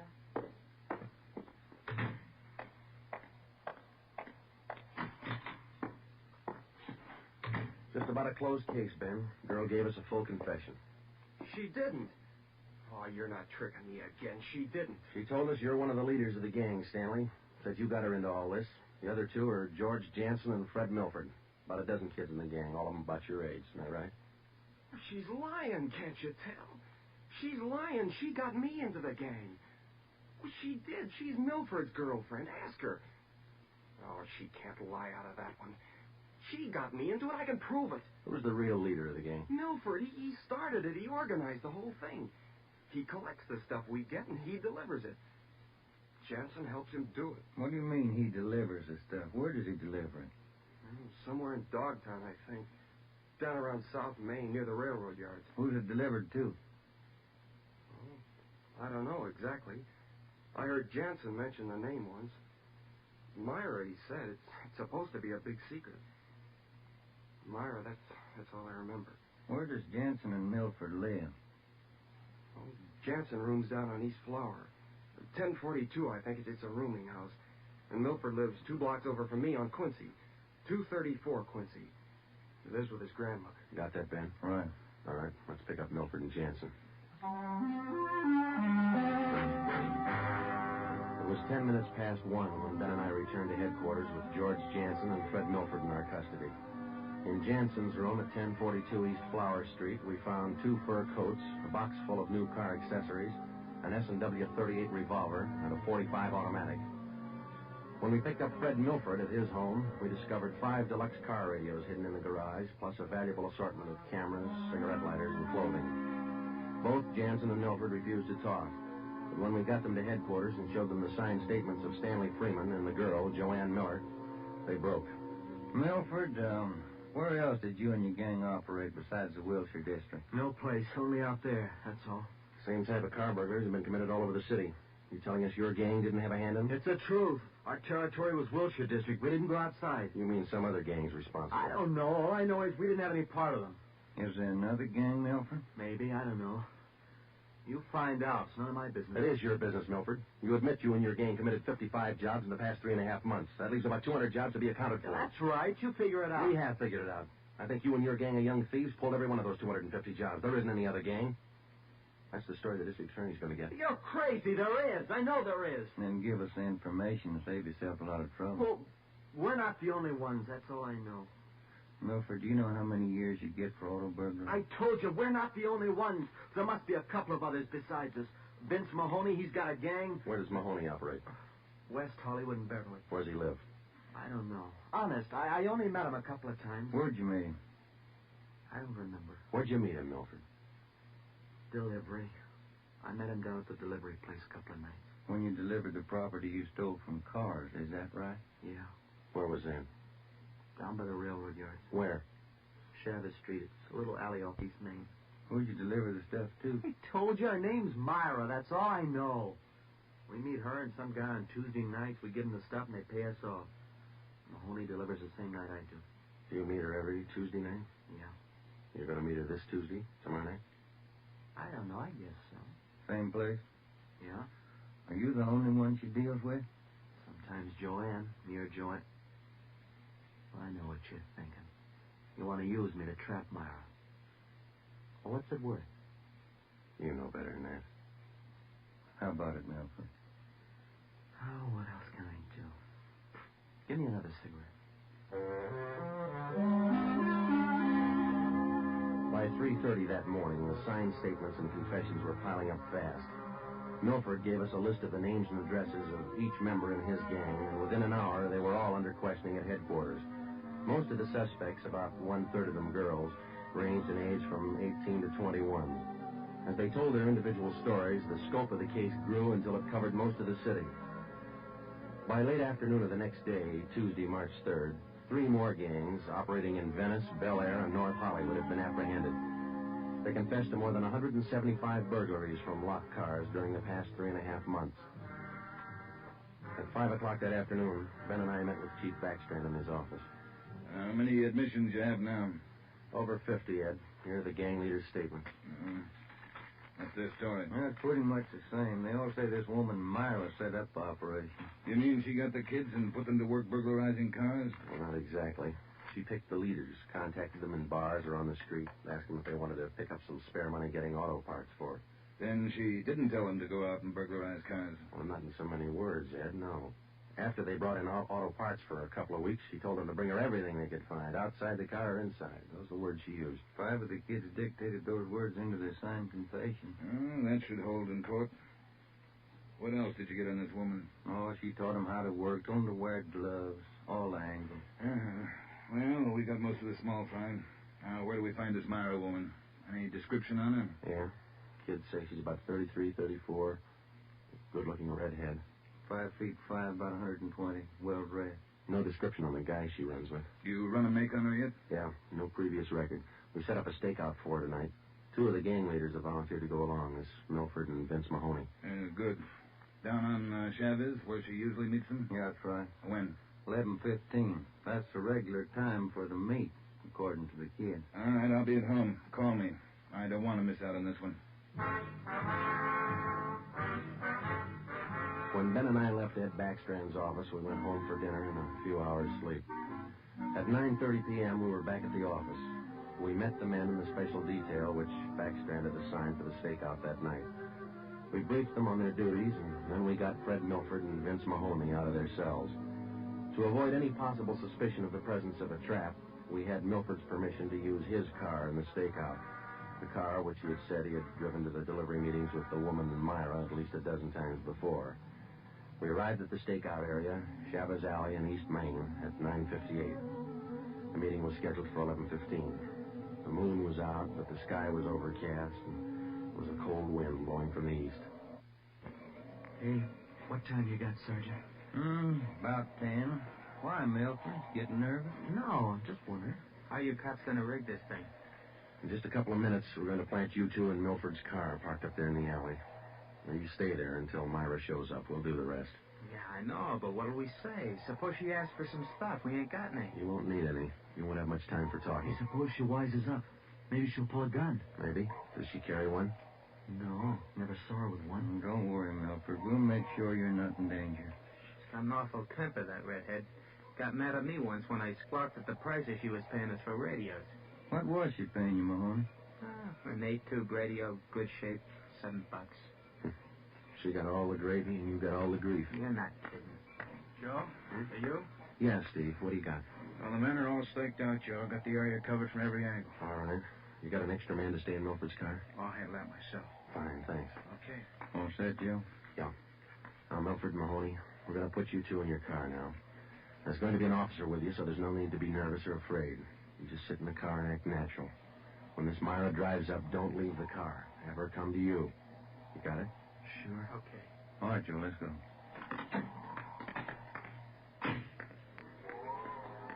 Sure is cold out. I don't even have a heater in my car. You stole enough of them. Okay, Steve, here they are. All right, boys. Milford, get in first behind the wheel. Okay. Mahoney in the middle. Now I'll sit in the back. We'll be parked in that garage across the street, Steve. Got a perfect view of the alley. Okay, then. Check with you later. All right. Mean night, Joe. Yeah. Come on.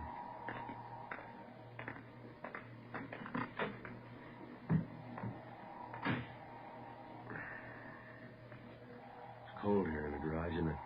Yeah. And it might be a long wait. What time you got? 6 minutes past 10. Thanks.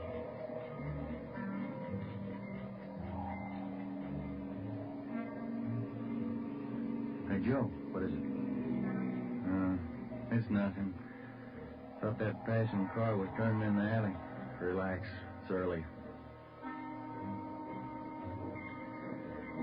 Lonely place.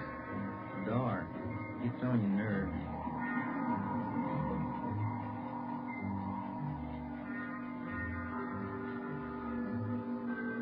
That's it, Ben. 11:30. Nothing yet. Somebody might have tipped her off. Yeah, that's what I was afraid of. Well, let's wait it out anyway. Joe, that blue coupe. Yeah, just turned in the alley. Let's go. Come on, run, Ben. Bye. All right.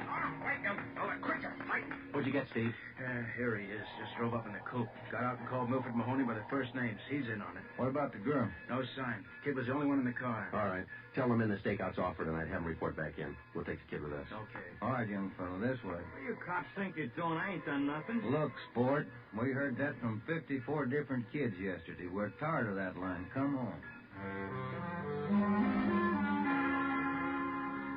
When we got back to the office, we took the boy to the interrogation room and questioned him. He gave his name as Matthew Leiter, age 21. He wouldn't break until Vince Mahoney definitely identified him as a member of his car burglary gang and the special favorite of the red-headed woman they called Myra. Then Leiter copped out and told Ben and I that he had talked with Myra as late as 10 o'clock tonight. He told us that she had heard that the police had picked up some of the gang members, and she asked Leiter to drive down to the Chavez Alley meeting place. He was supposed to tell Milford and Mahoney that the weekly delivery date was off until further notice. We questioned Matthew Leiter for an hour and a half. You told us a little while ago that you talked with this woman, Myra, late tonight.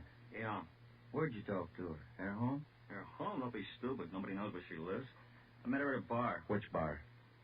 Julius. Out in Santa Monica. How did she contact you? Called me at home. She's not such a bad dame. She treats you right. Sure, that's why you're in jail. Did you ever call her on the phone? I don't know her number. None of the kids do. She's smart. She taught me all I know about the racket. You'll have a rough time getting her. Maybe, but we'll get her. Ben and I left the office at 2 a.m. and went home to bed. We reported in at 8 that morning to head back strands. The three of us went down the street to Koken's restaurant for a cup of coffee. Nobody was in a good mood. We had most or all the small fry in the citywide burglary ring, but it seemed we were still a long way from cracking the inner circle. The Leiter kid said that none of them knows where she lives, what her phone number is, nothing. Pass the sugar, Ed. I think we still have a few angles to study on that score. Right now, I've got some more bad news for you. What's that? You been through your mail this morning? No, not yet. We haven't had a chance. I saw the overnight reports. There were 32 car burglaries last night. 32. All the way from Wilmington to North Hollywood. How you figure it? I can't. This girl Myra must have an army of kids working for her. How much did they get, Ed? Any idea? Rough estimate about $3,000. Usual stuff people are foolish enough to leave in their cars. Watches, cameras, furs, expensive clothes. M.O.'s the same? And like the others. If the car happens to have a rigid handle lock, they slip a piece of pipe over the handle for a lever and break it. If that doesn't work, they pry open the wing window. Some of the windows were smashed out. Sounds like you're in an awful hurry, Joe. Yeah, maybe this Myra wants a few big nights before she peddles the stuff and gets out. If we're going to get her, we can't waste time. Any suspects picked up last night, Skipper? None. Well, where did they hit most of the cars? Outside the Pan Pacific. The parking lot. Hockey game going on. Must have been 4,000 cars for them to pick over. They picked the best. As usual. Well, you better get on it. There's one way to handle it. What's that? She works fast. You work a little faster. We got back to the office and we went over the reports one by one. Then we called the young gang members to the interrogation room and questioned them separately and re-questioned them. We got nowhere. Many of them had met Myra on the street, in a bar, but not one of them had any idea where she lived. At least that's what they told us. Ben had a hunch that Matthew Leiter knew more than he was telling. We had him brought to the interrogation room, and all that afternoon until 10 o'clock that night, with interruptions for his meal periods, we talked with Leiter. He would admit nothing more than what he'd already told us. Yeah, it's got me beat, Joe. Yeah. Now let's check with Ed. Good morning, Joe. Ben? Hi, Mike. Skipper in? Just went down the hall for a minute. Be right back. Hold it a minute, will you? Chief of Detectives always handing. Yeah. Well, you, Joe. Oh, thanks. Hello? Yeah. He does? We'll be right over. That was Sergeant Hopkins over at the jail. Oh, yeah? Matthew Leiter's got something to tell us. Says it's important.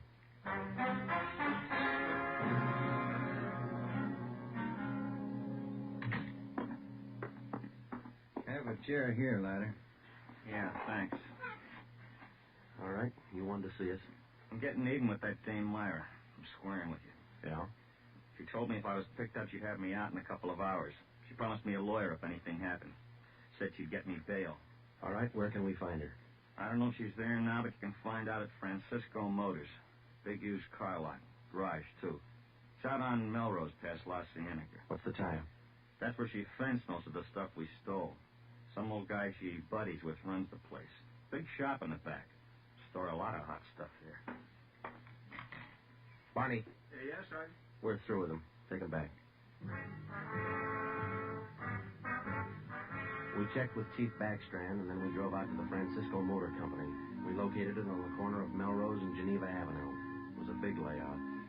Consisted of a large used car lot sign bannering the slogan, Deluxe Auto Accessories, lowest prices in town. Along the back end of the lot, there was a large L-shaped garage. We found the man in charge, and he gave his name as Paul Hackett, the owner of the car lot. In the garage, we found the entrance to a large back storeroom. It was loaded with thousands of dollars worth of auto radios, spotlights, cratefuls of assorted car accessories. Special closets built into the walls of the garage contain racks of fur coats, suits, dresses. Below that, smaller boxes containing watches and cameras, all wrapped in tissue paper.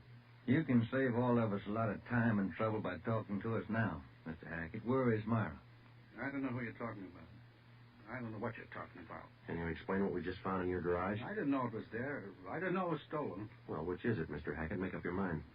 I bought it. But I didn't know it was stolen. You can't prove I did know. I think we can prove it, Mr. Hackett.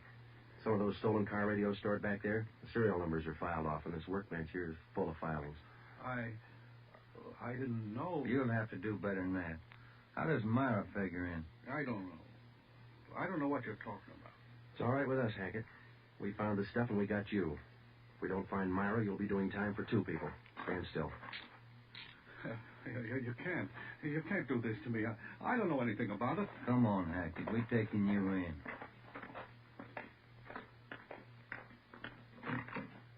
All right, get in the car. Come on, in the car. Am I going to jail? You're going to jail. All right. I'll take you to Myra. Hackett told us that Myra lived at 1345 Munich Drive in Beverly Hills. He said that he was Myra's husband.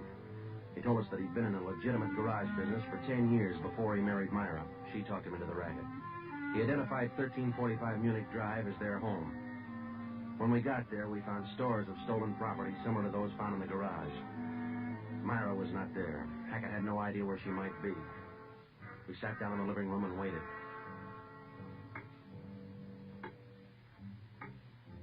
1 hour, 2 hours, 3 hours. After 5 hours of waiting, the monotony started to wear on everybody's nerves, especially Hackett's. The whole thing, it was her idea. I should have known, all hers. She did this to me. I won't take her alone. Where is she? You tell us, Hackett. Told you, I don't know. She couldn't have gone. She didn't know. I'm not going to All right, take this quiet alone. down, quiet down. That you, Paul? Thought I heard you talking to some. Who's he? The police, Myra. The police. Your smart kids told them the whole story. What are you talking about, my smart kids? What are these cops All doing right, in the... that's enough. Oh, get your dirty hands off me. Get away. Kids are right, Joe. She got it. Get away. Who do you think you're... There, that ought to hold you for a while. All right, come on, you two. Let's go. All right, copper. You win. Stupid husband. How many times did I tell you? Don't touch those kids. Don't store the stuff in the garage. Don't open it for anybody. Get a lawyer. No, you knew better. Dumb jerk. The idea of having those cops camping in the living room waiting for me. Why didn't you warn me? I'm going to divorce you. That's what I'm going to do. I'll stick you for plenty. Jerk. All right, inside, you two.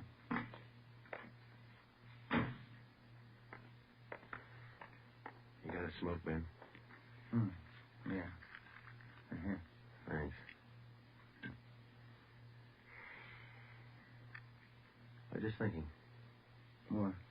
Those kids were right. She's a pretty nice-looking woman. Yeah. Nice face.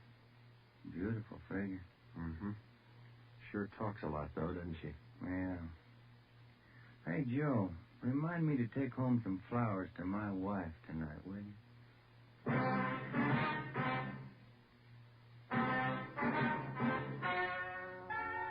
The story you have just heard is true.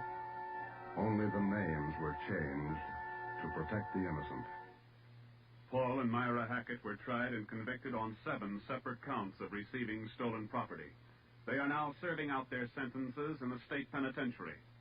Realizing that most of the young persons involved in the case were influenced by the strong personality of Paul and Myra Hackett, a separate investigation was made into the backgrounds and home life of the young offenders.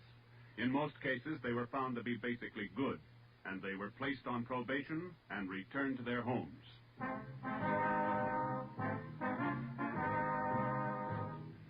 You have just heard the 13th in a new series of authentic cases from official files. Technical advice for Dragnet comes from the office of W.A. Wharton, Acting Chief of Police, Los Angeles Police Department.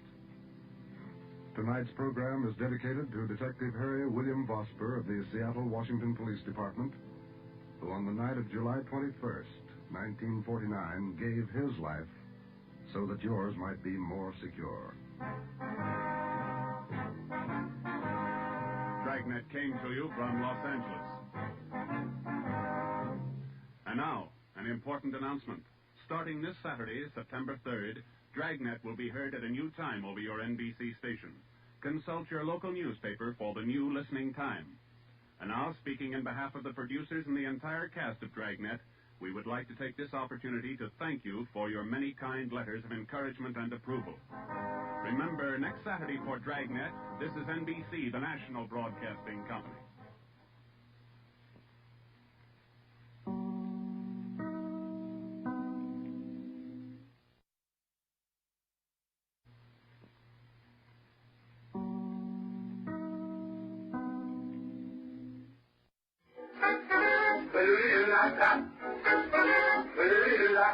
Pepsi-Cola, it's the pot, 12 ounces, that's a lot, twice as much for a nickel too. Pepsi-Cola is the drink for you. Nickel, nickel, nickel, nickel, nickel, nickel, nickel, nickel, nickel, nickel, nickel, nickel, nickel, nickel, nickel, nickel, nickel, nickel, nickel, nickel. Pepsi-Cola hits the spot, 12 full ounces, that's a lot, twice as much for a nickel too. Pepsi-Cola is the drink for you. Show, usually heard at this time, has moved to a new time period on Sunday nights. Be sure to hear Larry Douglas and Kay Arman on the new Pet Milk Show tomorrow night on NBC. And now, here's another in NBC's great parade of new shows.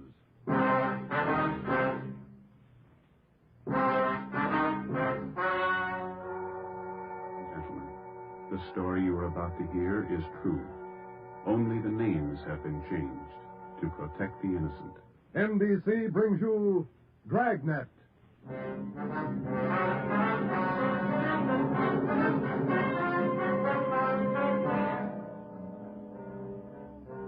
You're a detective sergeant. You're assigned to a homicide detail. A man's wife has suddenly dropped from sight. On the surface, it appears only as a routine missing persons case. You start to investigate. Suspicion grows. There is evidence of possible foul play.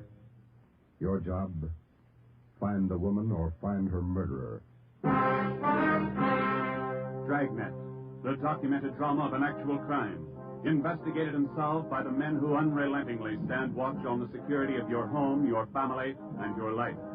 For the next 30 minutes, in cooperation with the Los Angeles Police Department, you will travel step by step on the side of the law through an actual case transcribed from official police files. From beginning to end, from crime to punishment, Dragnet is the story of your police force in action. It was Wednesday, September 15th. It was warm in Los Angeles. We were working a day watch out of homicide.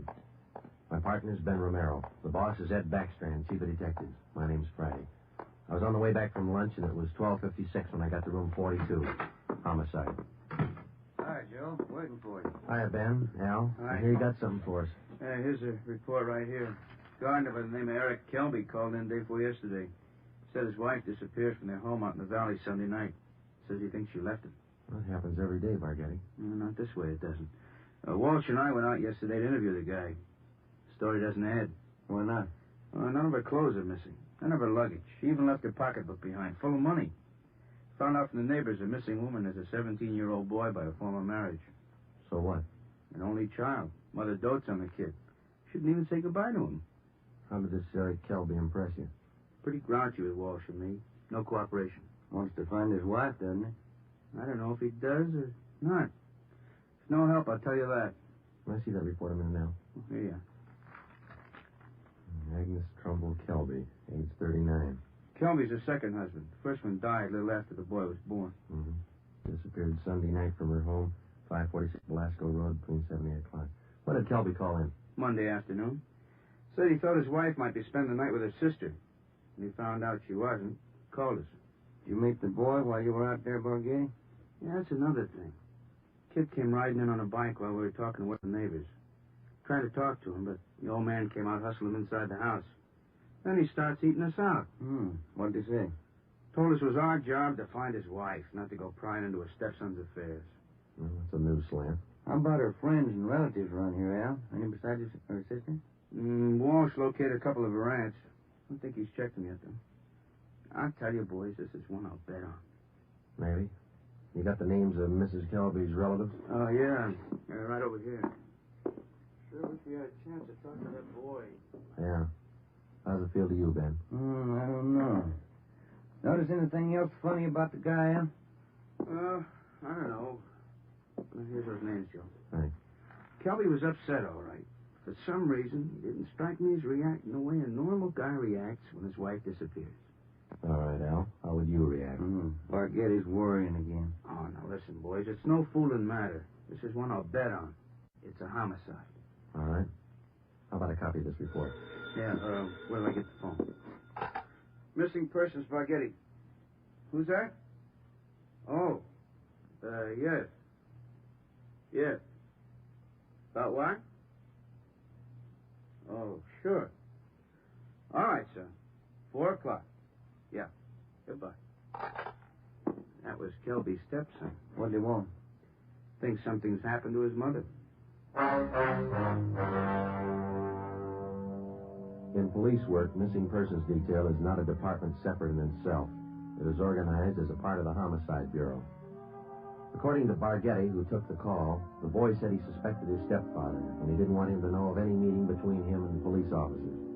He would meet the officers that afternoon at 4 p.m. in a restaurant on the corner of Hollywood Boulevard and Fairfax Avenue. At 3:15, Ben and I left the office and drove out to the meeting place, the Dairyland Fountain and Coffee Shop. We arrived there at 3:45. At 8 minutes to 5, the Kelby boy still had not arrived. Youngster's not very prompt. Well, let's wait a little while longer. Yeah. Smoke? Yeah, thanks. Want more coffee? No, thanks. I guess the boy isn't going to show. Think something's happened? 15 minutes after we left the coffee shop, we drove up in front of the gate of the Kelby Nursery on Velasco Road. The house itself was set well back on the property, which covered about 4 acres. The entire nursery was surrounded by a 6-foot steel wire fence, and it looked like almost every available foot of ground inside was planted with some kind of a flower or shrub. Kelby met us at the gate. Yes? What do you men want? Police officers. Are you Mr. Kelby? Yes, what do you want? Well, if you'll shut those dogs up for a minute, we'd like to ask you a few questions. I'm busy now. Can't you come back tomorrow? Pretty important, Mr. Kelby. I think we better talk right now. All right, if you have to. Red, John, down. You too, honey. Quiet. All right. Now, what do you want? Mind if we come inside? These watchdogs of mine are pretty vicious. We can talk here at the gate. All right, Mr. Kelby. This is Sergeant Romero. My name's Friday. We've been assigned to look into your wife's disappearance. Oh. Did you find anything yet? Nothing definite. Maybe you can help us. Would you tell us exactly what happened the night your wife disappeared? What do you mean, what happened? Well, when did you last see her? When did you first notice she was gone? We finished up Sunday night dinner about 7 o'clock, and I laid down for a nap. Agnes went out on the front porch for some air. I woke up a little before 8 and went outside to look for her. She was gone. Nobody saw her leave, Mr. Kelby? Not that I know of. Maybe some of our nosy neighbors, I don't know. How about your stepson? Wasn't he around Sunday night? Bruce? No, went out to a show with some other kids. When did he get back from the show? About 10, I think. Why? Where's your stepson now? Who are you looking for, my wife or my stepson? Both, Mr. Kelby. Where's your stepson? Gone. I took him over to my sister's in Alhambra. Been feeling bad since his mother disappeared. Figured the change would do him good. Where did you take him over to your sister's, Kelby? This afternoon. What's that got to do with it? We'd like to talk to Bruce. No, I can't allow it. The boy's too upset. I can't allow it. I'm afraid you're going to have to allow it. Listen, mister, you can get off this property right now. No cops giving me sass. Nobody's giving you sass, Kelby. We want to talk to your stepson, that's all. He might give us a clue as to the whereabouts of your wife. And I say you can't see the boy. What's more, you cops couldn't find thorns in a rose patch. I'll get somebody else to look for Agnes. It's my business anyway, nobody else's. It's our business, too, if anything's happened to her. What are you talking about? You better get your coat, Mr. Kelby. We're taking you in for questioning. You come through that gate, and I'm going to let these dogs go accidentally. I'd hate to shoot the dogs. Now go on in the house and get your coat. Eric Kelby turned and made his way up the path and into the house. 5 minutes later, he came out. Without a word to either of us, he came down the path, closed the gate behind him, and got into our car. On the way back to headquarters, he chatted pleasantly about the weather, the nursery business, and his dogs. When we pulled up in front of the city hall, we met the reason for his sudden change in temperament. His lawyer was waiting for us at the door. We took Kelby to one of the interrogation rooms. His lawyer tagged along. We tried to question him, but the lawyer objected to 2 out of every 3 questions we asked. It was hopeless, and we knew it. So did the lawyer. We released Kelby, but we did get the name and address of his sister where the stepson Bruce was staying. After they left, Ben and I got back in the car and drove out to Alhambra to check on the boy. Forget I got this one pegged right, Joe. It's a real sleeper. Yeah. I'd like to know how the stepson missed that date with us this afternoon. Well, if the kid called us from the house, his stepfather could have overheard him. It's possible. Sister's house ought to be along this block, shouldn't it? Yeah, let's see. 1408, 1406. Right is your Gray Cottage, 1402. Right. Well, it's a nice looking little place, isn't it? Well kept. Yeah, it's a nice neighborhood. I wonder how the lot prices run out here.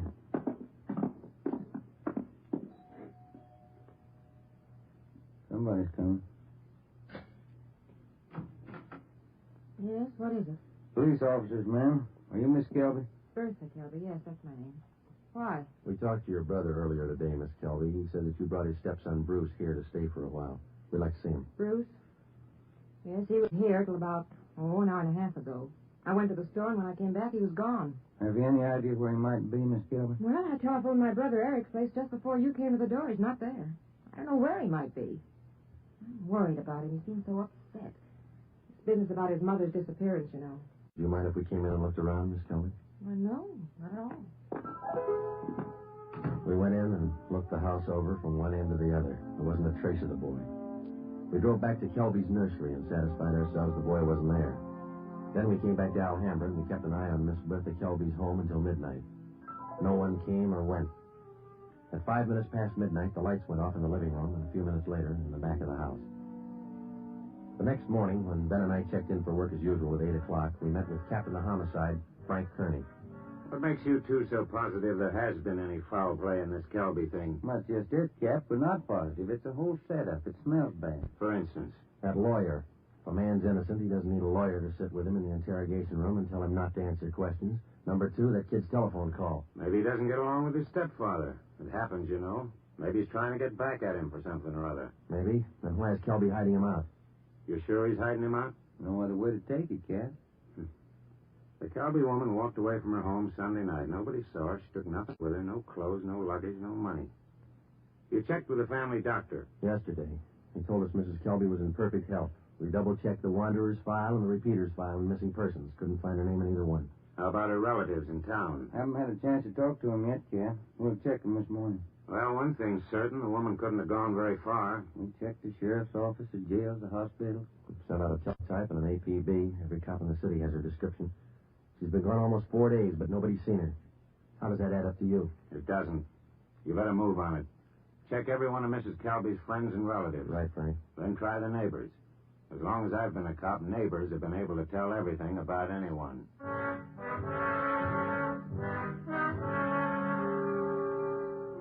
All that day, Ben and I made the rounds. First stop was the Western National Bank, where Mrs. Kelby maintained her account. Her savings statement showed a total balance of $31,564.17. Her separate checking account had a balance of $842.71. At the Farmers Mutual, we found the record of an insurance policy issued to Agnes Trumbull Kelby. It was a 20-pay life policy covering the insured in the amount of $30,000. The beneficiary was listed as the insured son, Bruce Trumbull Kelby, if living upon the receipt of such due proof. If not, the insured's husband, Eric J. Kelby. By the time we finished checking her financial status, the odds were piling up fast. From only casual reports, we knew that Eric Kelby was a frugal man. If he was greedy as well, if he wanted and needed money badly enough to kill, then he had all the motives necessary to murder his wife. Maybe his stepson, too. Ben and I started to make rounds of Mrs. Kelby's friends and relatives. Our first stop was at the apartment of Agnes Kelby's sister, a talkative maiden lady in her early 60s. Agnes just isn't that kind. Oh, I'm worried sick about this. I really am. And Bruce, the poor lad, he must be heartsick. And Eric, what does Eric say about all this? He says he thinks his wife left him. Left him? Why, that's ridiculous. How strange. Can you think of any good reason why your sister would leave Mr. Kelby? Why, no. They had tiffs, of course, small ones. But, of course, there was that argument about Bruce. The two of them always seem to be arguing about Bruce. How do you mean, man? Oh, well, raising the boy and all, you know. Last time I talked to them, they were tipping about whether or not Bruce should be paid for working in the nursery for Eric. And the strangest thing, Eric seemed to be so upset about it all. Imagine. All on account of paying the boy a few dollars for good, honest work in that silly nursery. Well, you know, I'm the outspoken kind, and I just told Eric. Eric, I said, don't be an old meanie. Pay the boy. That was the extent of the information which Mrs. Kelby's sister had to offer. Next, we called on an aunt, Mrs. James D. Trumbull, 83 years old. She could hardly understand our questions, let alone answer them. She hadn't seen her niece, Agnes, in a year. After that, we paid a visit to one of Mrs. Kelby's friends, a Mrs. Lillian Humboldt. Well, I'm sorry, Sergeant, but I can't think of any good reason why she would leave him. Unless that silly business about Bruce got out of hand. You know, maybe Eric is just a little jealous of the boy. Next, we called on Daisy McLeod, who worked as a day maid for Mrs. Kelby. Officer, what Mr. and Mrs. Kelby thought, what they said, what they did, it's none of my business. I come in the morning, I do my work, I do it well. I'm not the nosy type, and I don't pry. I take half an hour for lunch, and when I'm through, I take my pay, and I don't expect tips, and I take the bus home. I'm not the peeking through the keyhole kind, sneaking around corners listening. But what I couldn't tell you about that man. Exactly what do you mean, Miss McLeod? Oh, he's a hard man, you know. They're always arguing about the boy. Bruce this, Bruce that. He's a nice boy, I think.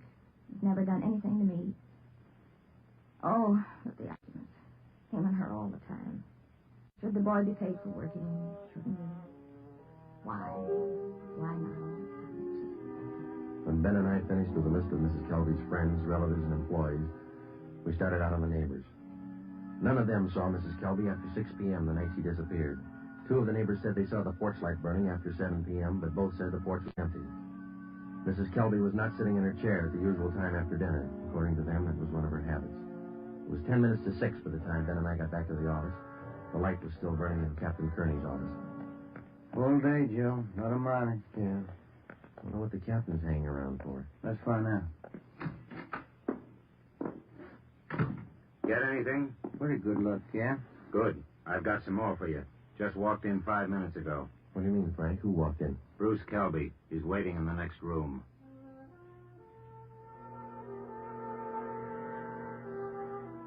We went in the next room and met Bruce Kelby.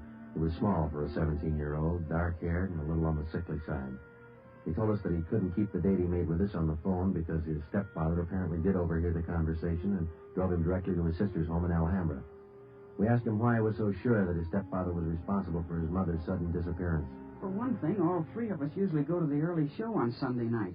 Eric, Mom, and me. But last Sunday, Eric said he wasn't feeling good, and he wanted Mom to stay home and take care of him. Then he told me to go on ahead to the show, so I did.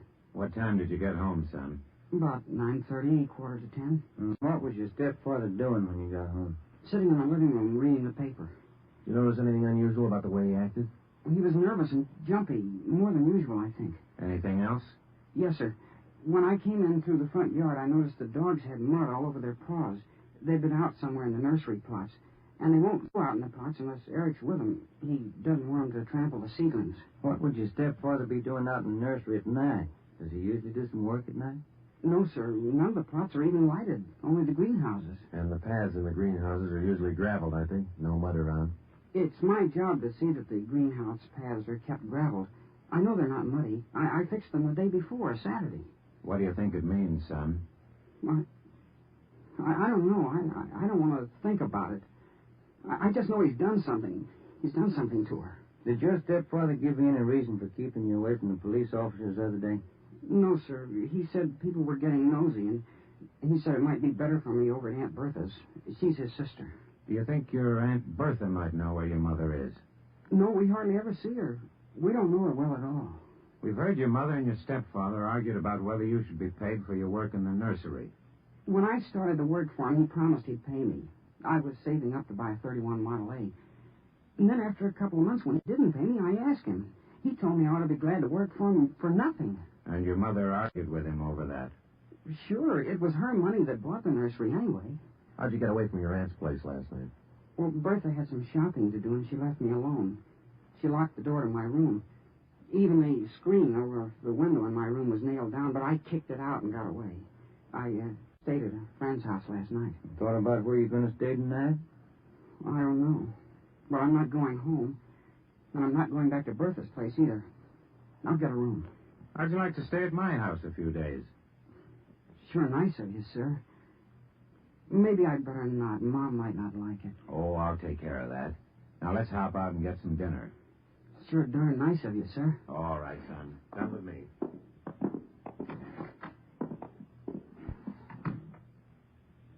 What do you think, Joe? He could be lying. Yeah.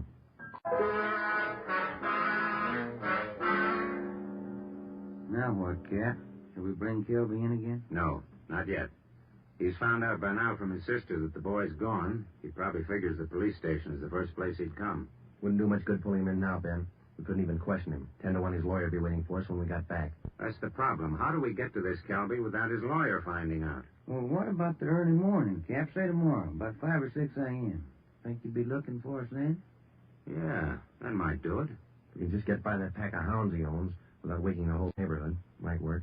If we could just question him alone, I got an idea it wouldn't take much to make him cop out. All right, give it a try. Get out there in the early morning and bring him in for questioning as quietly as possible. I'll be in at 6 a.m. If you want me before then, call me at home. All right, Frank.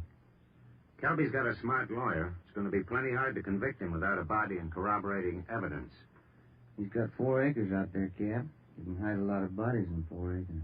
Well, that's what I mean. This case isn't ending. It's just beginning. The next morning, Ben and I met at the office about a few minutes past 4 a.m. We had a cup of coffee and a donut at an all-night restaurant, and then we started for the Kelby place out on Velasco Road. We took 4 pounds of fresh horse meat with us to keep the dogs quiet if they raised a fuss. It was 28 minutes past 4 when Ben pulled the car to a stop a few hundred feet from the gate to the Kelby nursery.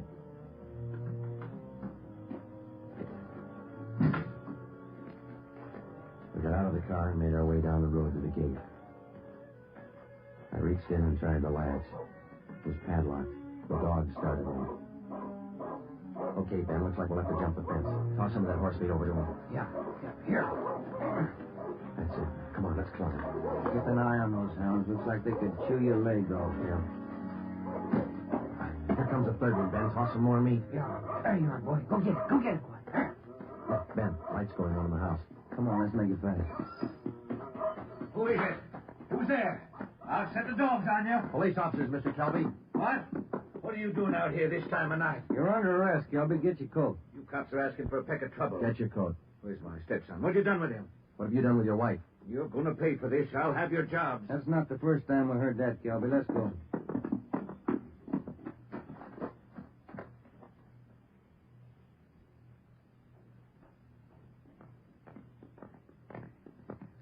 Lights burning in the captain's office. Yeah. All right, Kelby, in here. You pay for this, mark my word. Ben, take him in the office here and stay with him. I'll see if Frank's in yet. Right, Joe. Come on, Kelby, inside.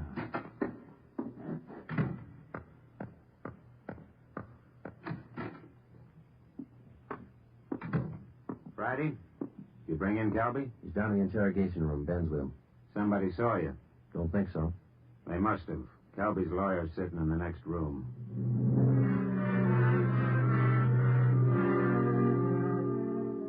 Kelby again refused to answer any questions without the advice of his attorney. We released him. That day, Captain Kearney sent out 2 men to keep an eye on the nursery and report on all of Kelby's movements. Shortly after 7 o'clock that night, just after nightfall, we tried once again to bring in Kelby for questioning without his lawyer's knowledge. It didn't work. A little after we booked him, his lawyer obtained a writ of habeas corpus. We had to release him again. The two men assigned to stake out the Kelby place reported definitely that somebody was tipping the lawyer whenever unknown visitors showed up at the nursery and drove off with Kelby. There was nothing we could do about it. Next morning, Kearney came up with a lead. I had a long talk with the boy last night. Accidentally, I think he's given us a pretty good lead. Yeah? There's only one way we'll ever get a conviction. That's by finding the body and evidence to tie Kelby in. Yeah, that'll do it. Where do we start looking? In a new rose bed next to one of the greenhouses in Kelby's nursery. Hmm? The kid came up with it last night. How come? First, Kelby's crazy about saving $1 and making one. Yeah. In the nursery trade, especially where you have a limited area to work in, like Kelby, you cultivate every foot of ground. Every bit of soil you got is planted with something. Mm-hmm. Kelby's not the type to waste anything. Especially he's not the kind that would let ground lie fallow when he could plant something that might bring in a few dollars next season. Bruce tells me his stepfather has every inch of those 4 acres planted. Every inch. Except a 6 by 9 foot plot of ground in that rose garden. Oh, that sounds like a long shot to me, Frank. Boy said he prepared that piece of ground for planting late Saturday afternoon. His stepfather wanted it ready for Sunday morning. The plot of ground's still vacant. Might have planted it yesterday, Cap. When's the last time you checked? Before I came to work this morning. I called the men on stakeout next to the nursery. They told me the plot's still empty. Mm-hmm. It's worth a chance, Frank. When do we look it over? Tonight. I don't want Kelby or his lawyer to know a thing until we find that body. Well, how are we going to work it? We'll order up a crew from the crime lab. They can take probings through that plot and all around it. They can tell us without any guesswork how deep that ground's been worked over lately. When do you want to start? Be here in the office at 8:30 tonight. If my hunches are any good, we'll find a body.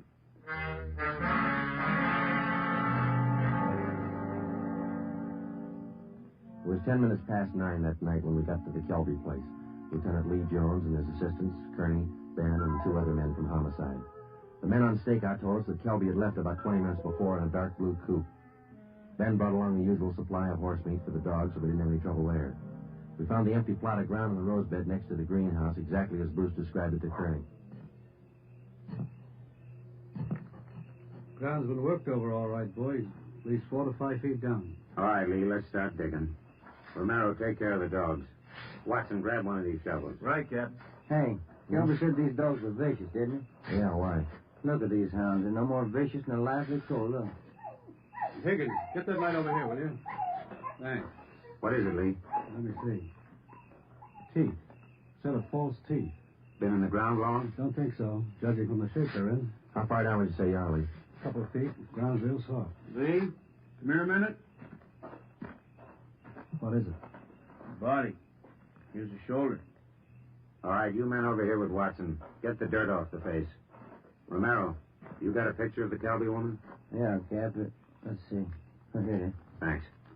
Get the light down here. Hunch paid off, Frank. That's her.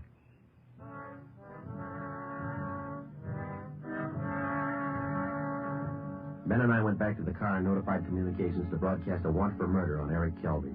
His description, together with a description of the car and license number of the car he was driving, was rebroadcast every 15 minutes. Then we went back to check the house. We found the front door unlocked. We went inside and looked around. In one bedroom, we found clothes scattered over the bed and the floor. There was only one old suit remaining in the closet. On the table next to the bed, we found an airline's timetable. We got to the phone and notified communications to alert all police details at railroad stations, bus terminals, and airlines, and then to send out an APB on the teletype. After that, we checked with the airlines. One of them told us that a man answering Kelby's description had booked passage for Mexico City. The plane was scheduled to take off at 10:40 that night from Burbank Airport. Ben's watch said 4 minutes past 10. We called the detail at the airport and alerted them. Then we drove over to check in person. It was 10:35 p.m. when Ben and I took up our positions just inside Gate 3, where passengers were boarding Flight 72 from Mexico City. He's cutting it close, Joe. Got about 4 minutes more to get flying. We waited. The crowd got thicker as departure time came closer. At 10:39, Eric Kelby came through the main entrance, across the terminal, through Gate 3 into a pair of handcuffs. I don't understand. What does this mean? We found your wife's body, Kelby. What? I don't know what you're talking about. In the rose patch next to the greenhouse. Your lawyer can't help this time. Mexico City. Would have been a nice trip. Expensive. I'll plead insanity. I didn't know what I was doing. Be a nice vacation next year, Joe, Mexico City. I'm going to talk to my wife about it. I didn't mean it. She slapped me. We were arguing about the boy. I didn't mean it. I don't know if you did or not, Kelby, but you killed her. Come on. You missed your plane.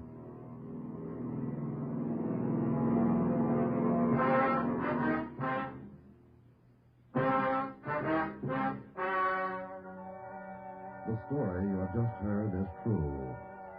Only the names were changed to protect the innocent. Eric Kelby was tried and convicted of murder in the first degree. He is now awaiting execution in the lethal gas chamber at the state penitentiary.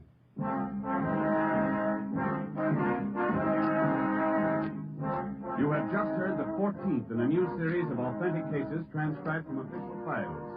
Technical advice for Dragnet comes from the office of W.A. Wharton, Acting Chief of Police, Los Angeles Police Department. Tonight's program is dedicated to William J. Weston, Jr. of the Washington, D.C. Police Department, who on the evening of March 4th, 1945, gave his life so that yours might be more secure.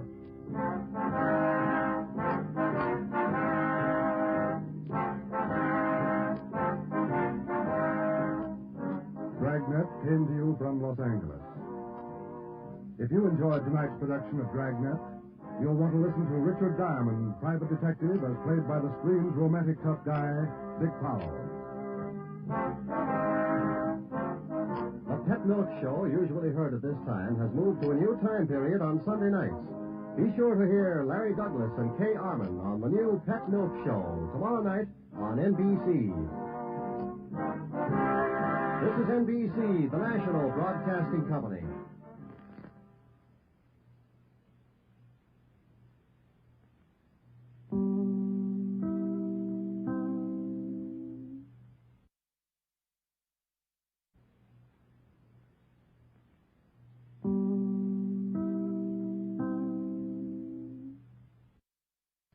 Here's another in NBC's great parade of new shows.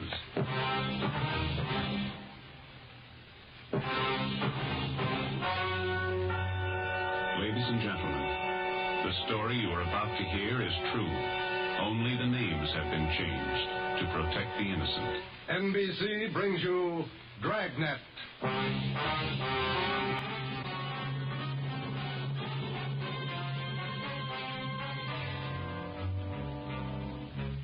You're a detective sergeant. You're assigned to homicide detail. A 22-year-old girl has disappeared. A letter has been received. It demands $30,000 for the girl's return. The letter is signed, The Wolf. Your job, get him. Dragnet, the documented drama of an actual crime, investigated and solved by the men who unrelentingly stand watch on the security of your home, your family, and your life. For the next 30 minutes, in cooperation with the Los Angeles Police Department, you will travel step by step on the side of the law through an actual case, transcribed from official police files. From beginning to end, from crime to punishment, Dragnet is the story of your police force in action.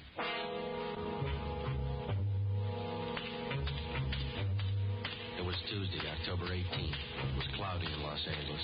We were working the night watch out of homicide. My partner's Ben Romero. The boss is Ed Backstrand, chief of detectives. My name's Friday. I was on the way back from the stats office, and it was 3:26 a.m. when I got to room 42. Homicide. Got those mugs you asked for, Joe. Here they are. Thanks, Harris. Backstrand leave yet? In a minute. I'm going out with him. What's the address out there, the Sullivan place? 814 Castro Boulevard. You go straight out Santa Monica, take a left at Castro. I remember. You ready, Chief? Yeah. Friday, you call Romero yet? Right now. Get on it. There's one we don't fool with. Yeah. Come on, Harris.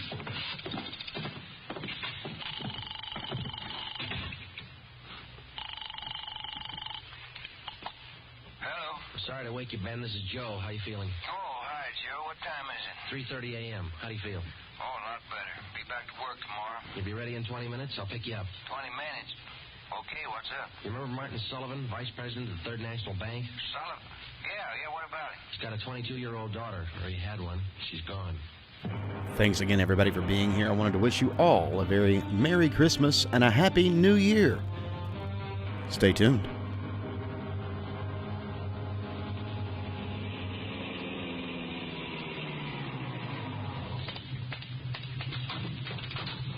Look, you made good time, Joe. Where are we heading? Sullivan home out on Castro Boulevard. Ed's out there now with Harris. Any leads to work on? No, nothing so far.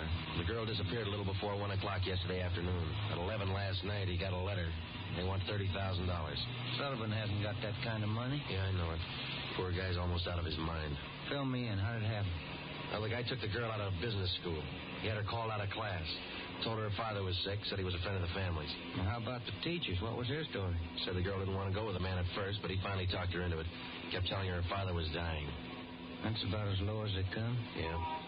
Did he use a car? Witnesses said it was a blue sedan. They didn't get the license number or the make.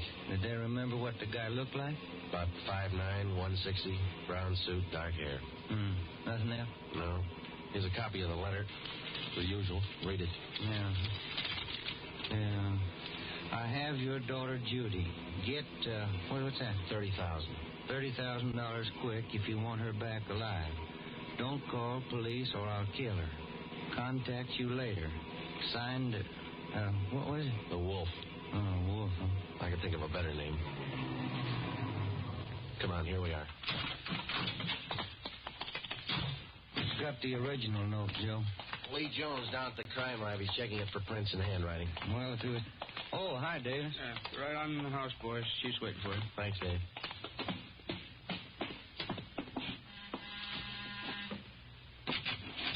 Hi, Joe. Ben. In the living room. Thank you. That's the way I see it, Mr. Sullivan. Now, you understand exactly what you have to do? Yes, I'll do as you say. All right. Here are the two men who will help you. Sergeant Friday and Sergeant Romero, homicide. Yes, how do you do? How do? Mr. Beckstrand, are you sure about all this? He might get frightened. He might do something to Judy. Believe me, Mr. Sullivan, it's the only way. I know how you must feel, but we can't do anything else. Oh, all right, I want to see Mrs. Sullivan first. I'll be ready in a moment. Any developments? Yeah. Come on back in the dining room. There it is on the table. Second note from the guy. Telegram. When'd this come? About half an hour ago. Guy phoned it into Western Union from a public booth. Couldn't trace it. I'll see you. Yeah. Be at Elysian Park, 5 o'clock this morning, near Balkan Drive. Come alone. Bring 30,000. Will return girl. Don't tell cops. Kill her if you do. The Wolf. 4 a.m. now, Skipper. Not much time. I know it. We'll have to do as he says. No other way. Then Sullivan's going out there alone? You're going with him. You and Romero. You'll be hidden out in the trunk of the car. Any plan? Get him. That's all. Ben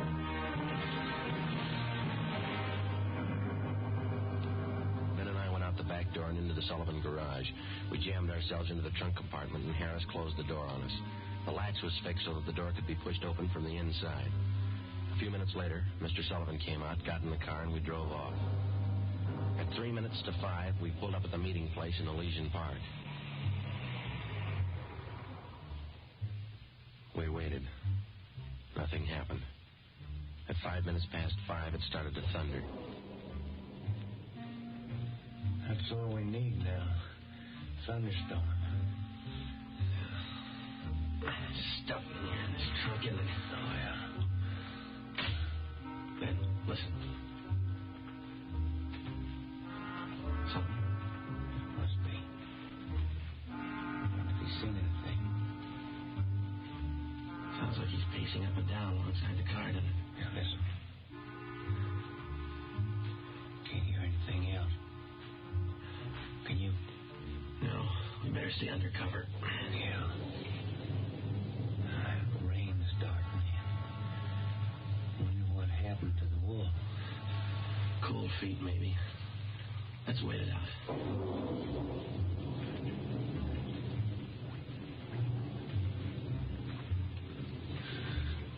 Joe. Yeah. What time you got now? Move forward a little to meet my watch. Yeah. A little past 5:30. Sergeant.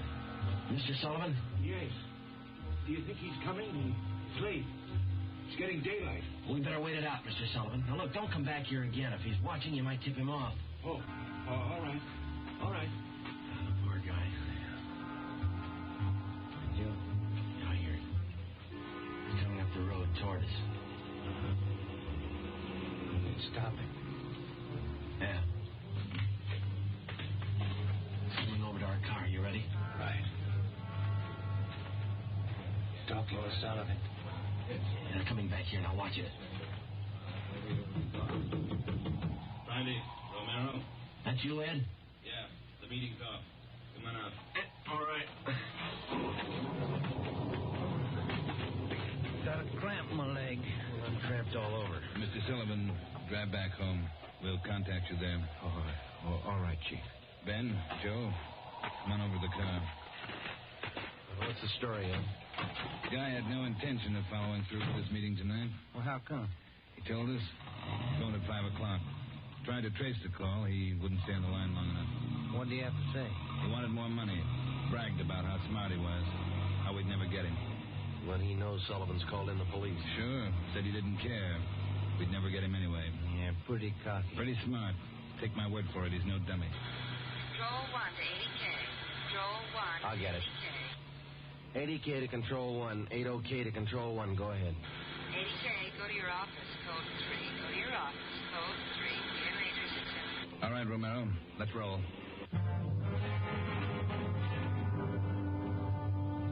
More than 12 hours had passed since word of Judy Sullivan's disappearance had been phoned in a homicide.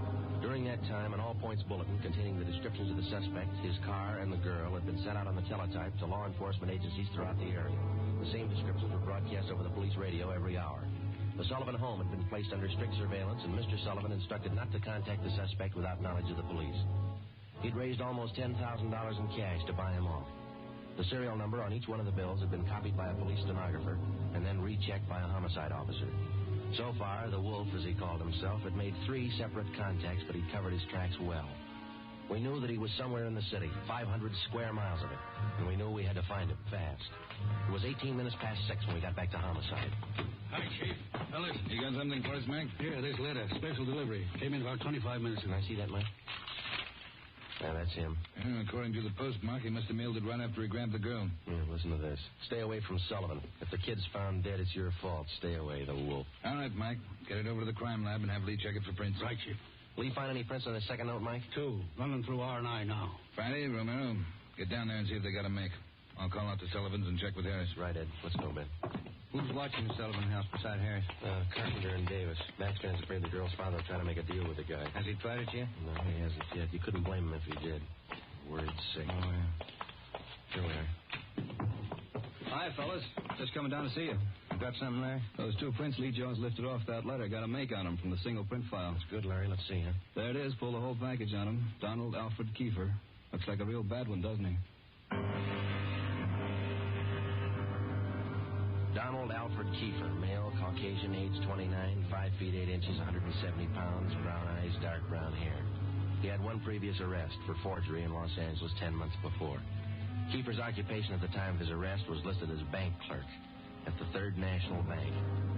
Ben went back into the files and pulled the crime report. Then we called Ed Baxter in. There's the answer, Skipper. At the time Kiefer pulled that forgery job at the bank, Mr. Sullivan was one of the vice presidents. Go on. Sullivan was the one who preferred charges against Kiefer and saw that he was prosecuted. Where's this Kiefer now? Let me see. He was placed on probation, and on May 16th this year, he returned to his home in Omaha, Nebraska. That's 1380 Mackinac Avenue. All right, Romero. Get Omaha on the phone and have them check out Kiefer. Right, Skipper. Friday, take Kiefer's package and this note down to Don Myers. Have him check the handwriting. And get over to the crime lab and see what Jones lifted off that last letter we got. All right, Ed. The faster we work, the faster we'll put this guy behind bars. Now move.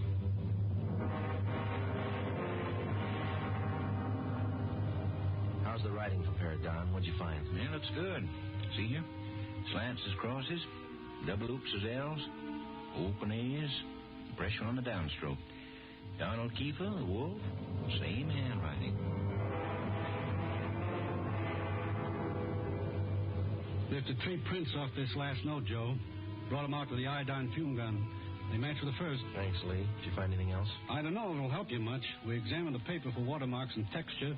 Both notes are written on the same kind of paper. Impressions show both pieces of paper from the same tablet. Checked the density of the carbon and the pencil he used. Both specimens match. Same pencil.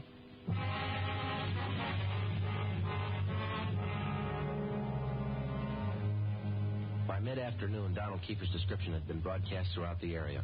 Bulletins were dispatched to all departments, and an APB was teletyped to the entire state.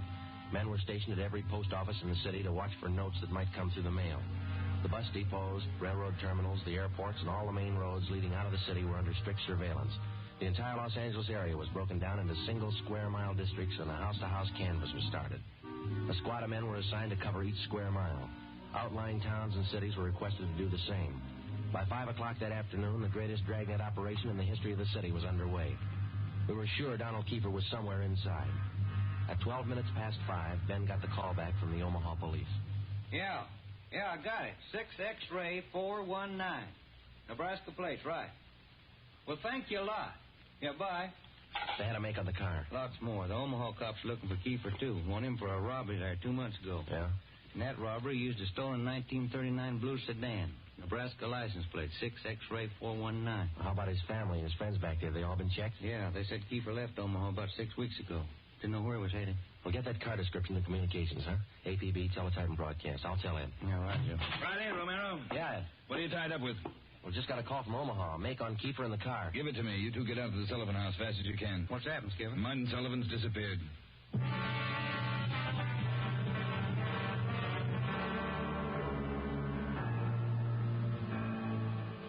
All right, Harris, how'd it happen? About 3 this afternoon, Mr. Sullivan got a phone call. Said he had to go down to the bank. I went with him. He had me wait in the reception room, and he went in his office. After waiting 10 minutes, I got suspicious and went in. He was gone. That's it. Did he get any more money? This morning, $5,000. Did you get the serial numbers off the bills? Yeah. Shouldn't have let him get out of my sight. Forget it. Right now, we've got to find out where he's gone to meet Kiefer. Did you talk to Mrs. Sullivan about it, Harris? She says she doesn't know anything about it. Let's try her again. Come on, let's go inside. Hi, fellas. Hi. Where's Mrs. Sullivan, Dave? Back in the sitting room, lying down. Doctor's with her. Come on. What time you got, Ben? 6:35. I'll get it. Hello? Well, where are you? Uh-huh. Where are you now? Where are you now? We'll be right out. That was Martin Sullivan. He met with Kiefer on Laurel Canyon. Did he get his daughter back? Yeah. Wrapped in newspapers.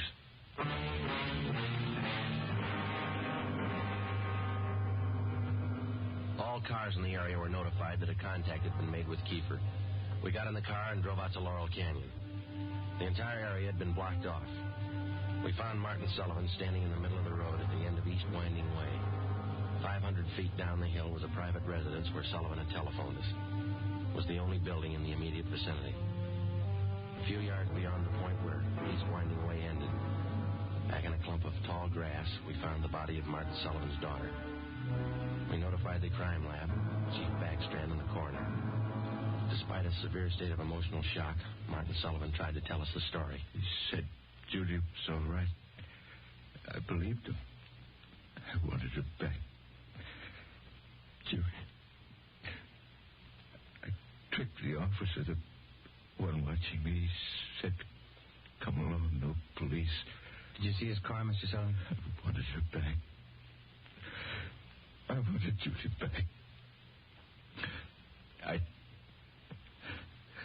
I did as he said. I drove here at 6 o'clock and I waited. I put the money in the front seat like he said. Did he get the money, Mr. Sullivan? And I got out. I left parking lights on.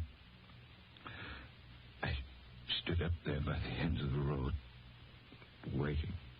Mr. Sullivan? And he drove up. He took the money. Then he came up to me. He had a gun. I wanted Judy back. He had a gun. Did you see his car? He said she was up there, beyond the road, tied to a tree. I wanted her back. Mr. Sullivan, did you see his car? I went to look for Judy. He drove away. Oh, she wasn't there. By the tree. couldn't find her. On the way back, I saw a bundle on the way back.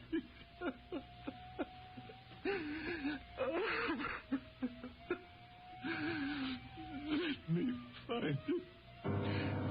He killed her. Let me.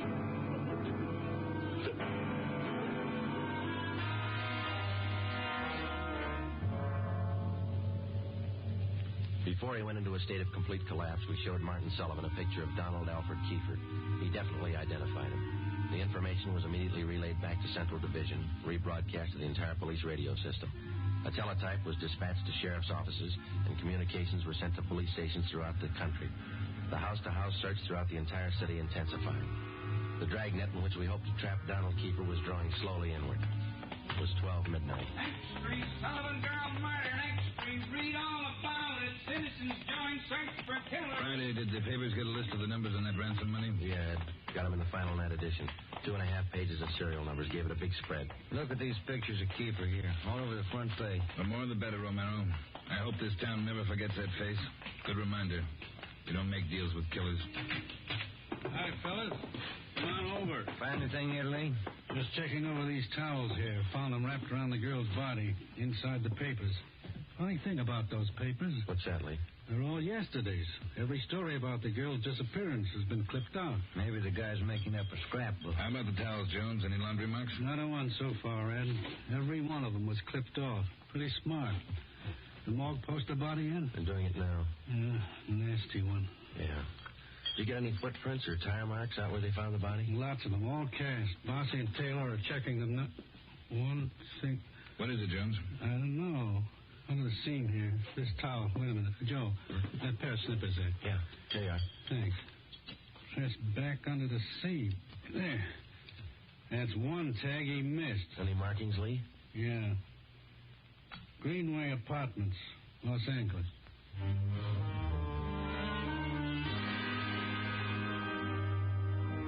One look at the apartment was enough. In an adjoining garage, we found the car which Kiefer had used, a blue sedan. Nebraska license plate 6X-Ray 419. When we got back to the office, Chief Backstrand immediately issued a cancellation of the want order for the blue sedan, and then he ordered a detail of men to stake out the car in the event Kiefer decided to come back for it. Here's the coroner's report, Joe. Oh, let's see it. Cause of death, strangulation. Time of death, Monday, October 18th, approximately 2 p.m. 1 hour after he grabbed her? That can't be right.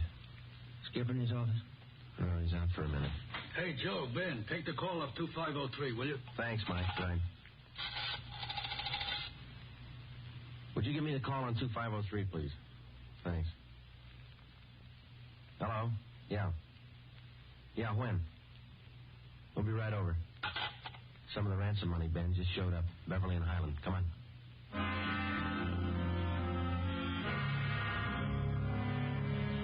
The man's name was Ralph Donahue. He operated a used car lot on the corner of Beverly and Highland.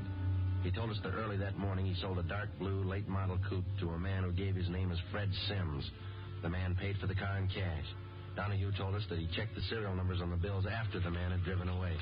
Serial numbers check out, Joe, every one of them. If I only thought to look, officer, and you know I generally do. I'm the suspicious kind anyway, but, this morning I must have been asleep. You got the full description of the car, Ben? Yeah, Joe. All right, let's get it on the air right away. I saw his mug in the paper while I was waiting for you.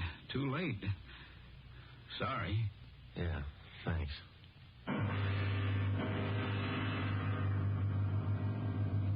At 10 minutes past 3 that afternoon, another piece of the ransom money turned up at a busy downtown department store.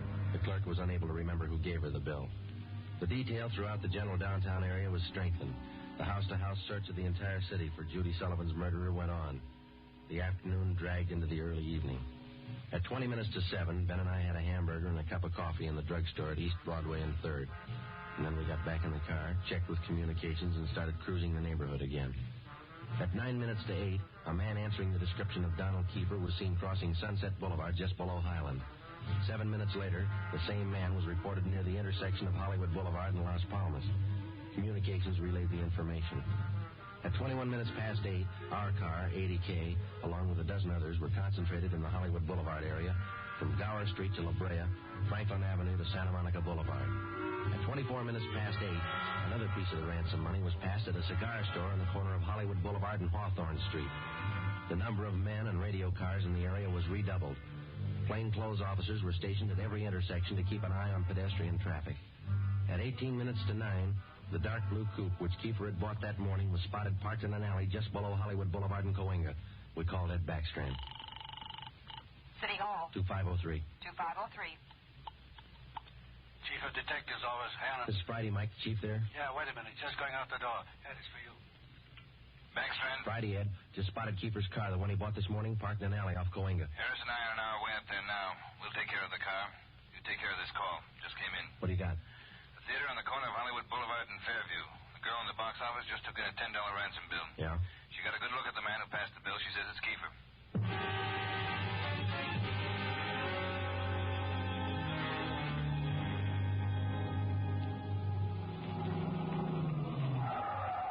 All right, Ben, come on. Yeah. You got the list of serial numbers? Right here. Let's check at the window. Yes, sir. How many, please? Police officers, Sergeant Romero, Sergeant Friday. Oh, yes, sir. Mr. Rayburn, the police are here. Would you step around to the side door, Sergeant? Yes, ma'am. Margie, relieve Francis for a minute. Francis, come here. Bring that $10 bill with you. Sharp girl, officer, that Francis. Sharp. Here it is, Mr. Rayburn. All right, Sergeant. There you are. $10 bill and the list of serial numbers. Check out all right, Ben? That's it, Joe. Good work, man. They reported the man came in about a half hour ago. You sure it was Kiefer? Yes, sir. I have his picture in the box office just behind the change machine. I recognized him right away. And as far as you know, he hasn't left the theater. That's right, sir. All right, Mr. Rayburn, I'm sorry. I'm afraid we'll have to interrupt the show. Anything you say, Sergeant. Anything. Ben, you keep an eye on the front exit. I'll call communications. All right, Joe. 80K to Control 4. 80K to Control 4. 80K, go ahead. Control 4, clear all frequencies. The Sullivan murder suspect, Donald Kiefer, has been located in the theater on the southeast corner of Hollywood Boulevard and Fairview. Have all units surround the area. 80K, roger. Attention all units. Attention all units. This 80K is the theater on the southeast corner of Hollywood Boulevard and Fairview. The Sullivan murder suspect has been located in the theater. Go ahead, 80K. Control 4. Have all units converge in the general area, Hollywood Boulevard and Fairview. Unit 62R to block off the intersection at Hollywood Boulevard and North Cherokee. Stop all pedestrian and vehicular traffic. Unit 61A to block the intersection at Hollywood Boulevard and Hudson Street. Stop all pedestrian and vehicular traffic.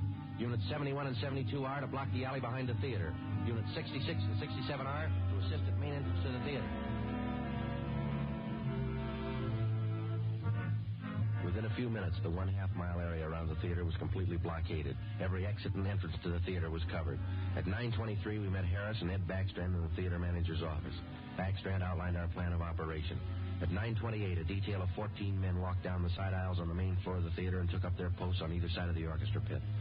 The picture was stopped and every light in the theater was turned on. Ed Backstrand, Harris, Ben, and I went down the aisle and up onto the stage.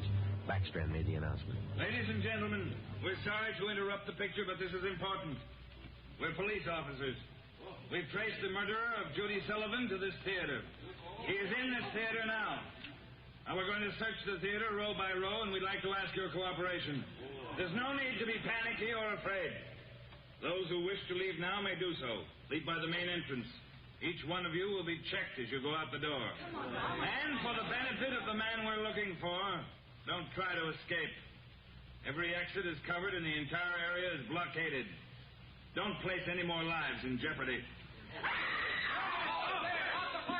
Come on, Ben.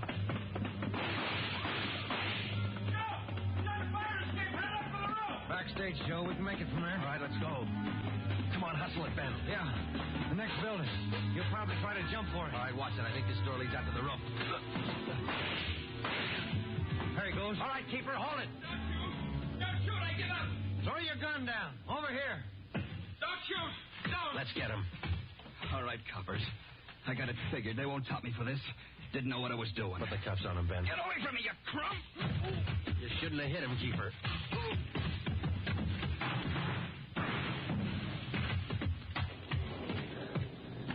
All right, Ben. Try the cuffs now. Yeah. Come on, let's get him in out of the rain. What's the hurry? Why spoil a good rain?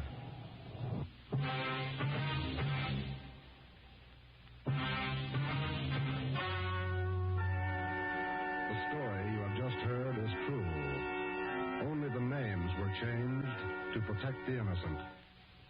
Donald Alfred Kiefer was tried and convicted of murder in the first degree. He was executed in the lethal gas chamber at the state penitentiary. You have just heard the 15th in a new series of authentic cases transcribed from official files. Technical advice for Dragnet comes from the Office of Acting Chief of Police W.A. Wharton, Los Angeles Police Department. Tonight's program is dedicated to Deputy United States Marshal John B. Glenn of Boise, Idaho, who on the morning of July 31st, 1940, gave his life so that yours might be more secure.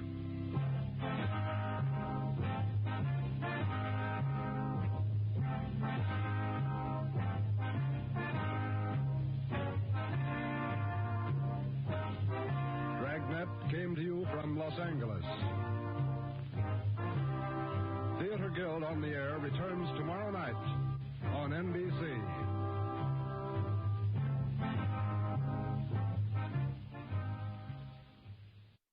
Other in NBC's great parade of new shows. Ladies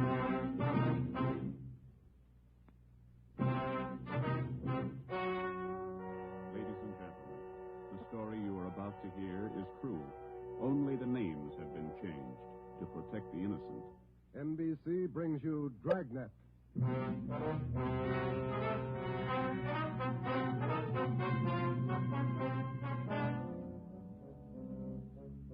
You're a detective sergeant. You're assigned to Homicide Bureau. A police officer has been shot, mortally wounded. One of the suspects has been apprehended. The other is still at large. Your job, find him. Dragnet, the documented drama of an actual crime, investigated and solved by the men who unrelentingly stand watch on the security of your home, your family, and your life. For the next 30 minutes, in cooperation with the Los Angeles Police Department, you will travel step by step on the side of the law through an actual case from official police files. From beginning to end, from crime to punishment, Dragnet is the story of your police force in action. It was Thursday, November 16th. It was foggy in Los Angeles. We were working the day watch out of Homicide. My partner's Ben Romero. The boss is Ed Backstrand, chief of detectives. My name's Friday. It was 11:58 a.m. when we got to the Georgia Street Receiving Hospital, second floor, room 5. Treatment room. All right, made a good time. How's Bemis, Doc? Got him in the lungs, Ben, 3 times. He's going fast. His wife with him? They're bringing him down now. Can we talk to him? Yeah, make it fast. Come on, Joe. Yeah, this way. Easy.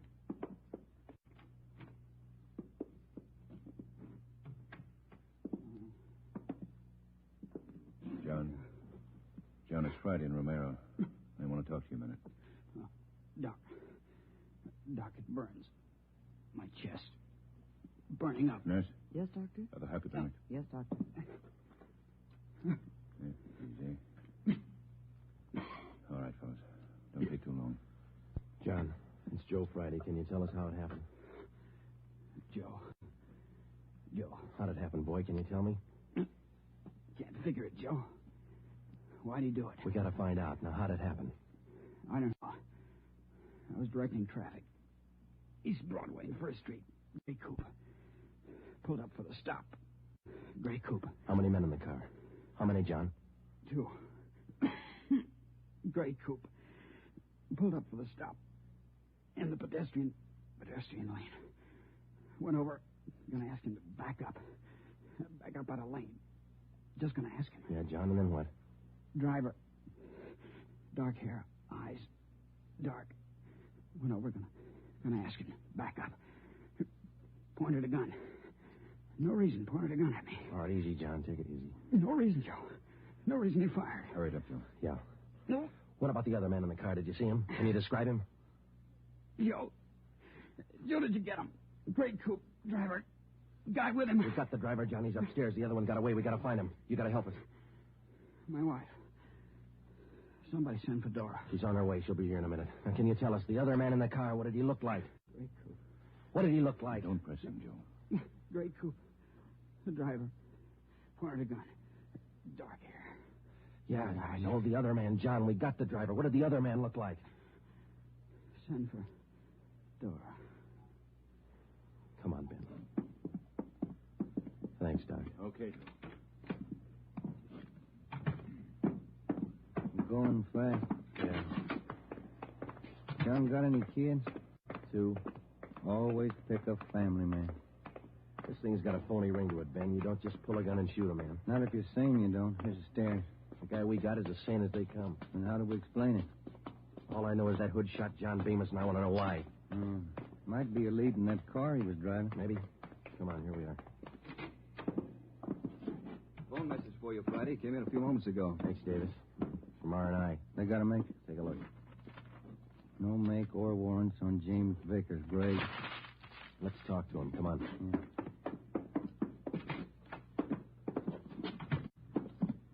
Minor wound, Joe. Bullet penetrated the fleshy part of his hand. Didn't touch the bone. Thought this guy had an arm wound, too. Just a neck, man. That officer you shot, Vickers, he's dying. Is he? He's a family guy.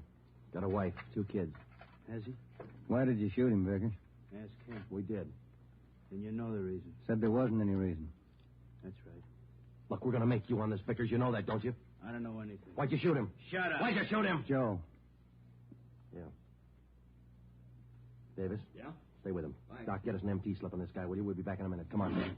All right, Joe. Have it ready. Too big punk. Easy, Joe. Oh, easy nothing. I've seen too many good cops like Bemis cut down by punks like that Vickers. Getting mad won't help. Come on, down the stairs. Like to see Bemis? Why? Just for the record. I want to see if the doc thinks it's okay for us to bring Vickers down. I'd like to have Bemis definitely identify him as the guy who shot him. We've got 3 good witnesses. An identification for Bemis will clinch it. I want to see Vickers get everything he's earned when he goes to court. You are? Yeah.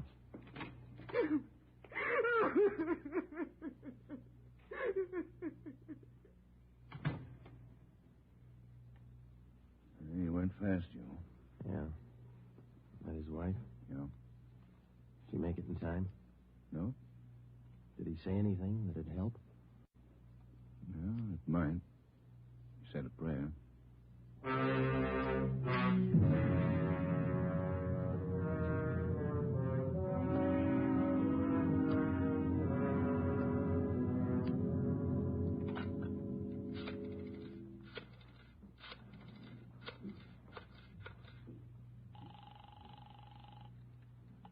City Hall. 2625. 2625.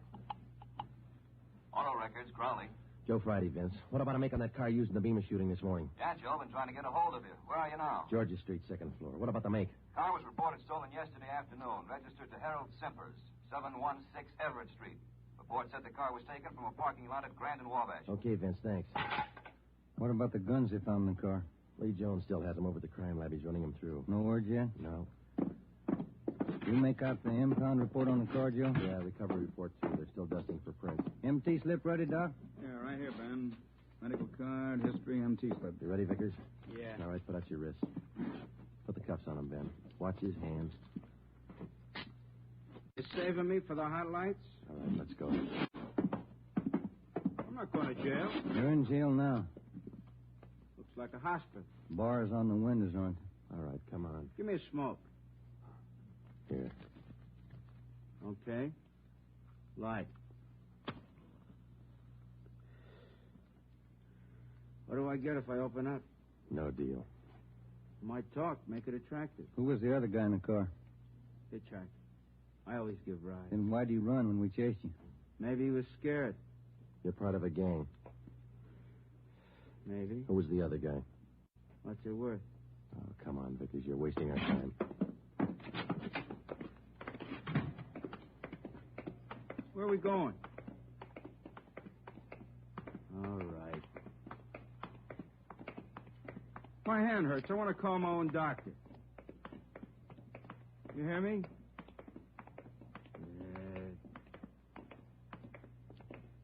That cop pulled his gun first. I can prove it. Yeah, down the stairs. Easy, huh? Where are we going? I said, where are we going? All right, what's it worth if I talk? I could tell you all about it. Let's make a deal. You'll tell us anyhow. Think so? All right, you out the door. Wait a minute, huh? Cigarettes out. All right, Ben, light it. Yeah. Nice of you guys. Thanks. Stop! He's crossing the street. Fire over his head. Watch the crowd. Vickers! Joe, he's running for that car. All right, hold it, Vickers. All right, stop it, Vickers. He's stopped. Come on, Joe. All right, come on, get back. Let us through here. Let us through. Shall I call the doctor, Joe? No, he wouldn't be interested. The guy's dead.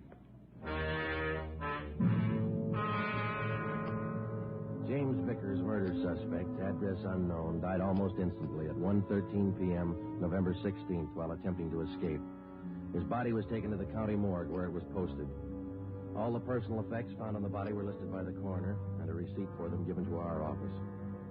At 8:35 the next morning, Ben and I met with Chief of Detectives Ed Backstrand. Those 4 guns they found in the car Vickers was driving. They're all U.S. Army property. Where were they stolen from, Skipper? I don't know. Each one of the guns is stamped U.S. Army, that's all. Well, that makes it easy. The coroner find anything on the body? Nothing to tell us why Vickers decided to kill a traffic cop. What did Bemis say before he died? He was on traffic duty yesterday morning down at East Broadway and First. At 10:35, a gray coupe pulled up for a stop sign. Vickers was driving. Bemis started over to tell him to back up out of the pedestrian zone. Vickers pulled a gun and shot him. How'd they catch Vickers? Chased him 3 miles before he piled into a lumber truck. The guy with him got away. Fine. Checked R&I. No make or warrants on Vickers. Kickback not in on his fingerprint. All right. What's your guess, Friday? I don't have one, Ed. Vickers could have been hopped up. Doc Stanley over at Georgia Street said no. He checked him. Wait a minute. Backstrand. Yeah, hold on. For you, Friday. Gee, thanks. Friday talking. Yeah. Yeah, good. Be right over, Lee. We're in business, Ed. Crime Lab just found Vickers' address.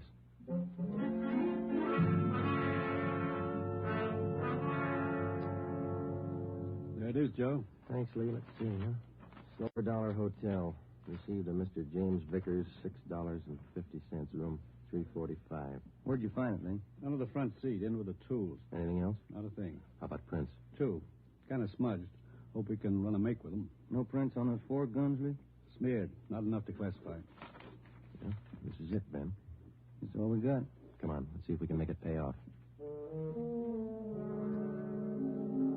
We located the Silver Dollar Hotel on East Grand between 16th Street and Pico. It was an old-type frame building with a brightly colored neon sign jutting out over the sidewalk just above the dark entrance. The manager's name was Luther Gage. We showed him a picture of James Vickers. He definitely identified him as one of his former tenants. He told us that Vickers had stayed at the hotel 1 week in room 345 and that he had checked out 2 days ago. Was Vickers staying here alone, Mr. Gay? Yes, alone. Quiet man. Did he have any visitors? Maybe. Wouldn't know. Paid his bills, spent most of his time away from the hotel. Good tenant. Did Vickers have any friends here in the hotel? Maybe. Fell in the room next to Mr. Vickers. He still lives here. 2 of them used to be kind of thick. Can we look at that room Vickers stayed in, Mr. Gage? Let's see. Yes, it's still vacant. All right, this way. This man Vickers was friendly with. What's his name, Gage? Knight. Raymond Knight. Room 343. Is he in his room now? No. Went out about 8 this morning. Here's the elevator. How well would you say Knight and Vickers knew each other? Couldn't say. Good tenants, both of them. Pay their bills. Did they go out together? Seem to know each other well? Wouldn't know. I don't pry. Look, this case involves murder, Mr. Gage. We told you that. We'd appreciate your cooperation. Cooperation don't pay the rent, Sergeant. 3rd floor. This way. Here, 345. Open it up.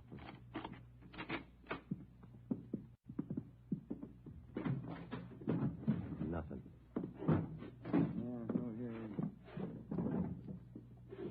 Looks pretty clean, Joe. All my rooms are clean. You didn't mean it that way, Mr. Gage. I wonder if you'd show us Knight's room now. That's next door, isn't it?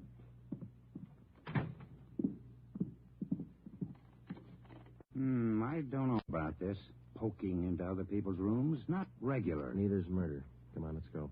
Does Mr. Knight have this room to himself? Sure ask questions, don't you? No, Knight has a friend staying with him. About 2 weeks now. Not in much. Is he in now? Don't think so.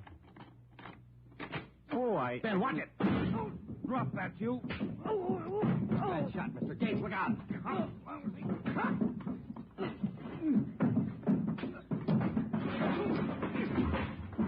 Come on, get up.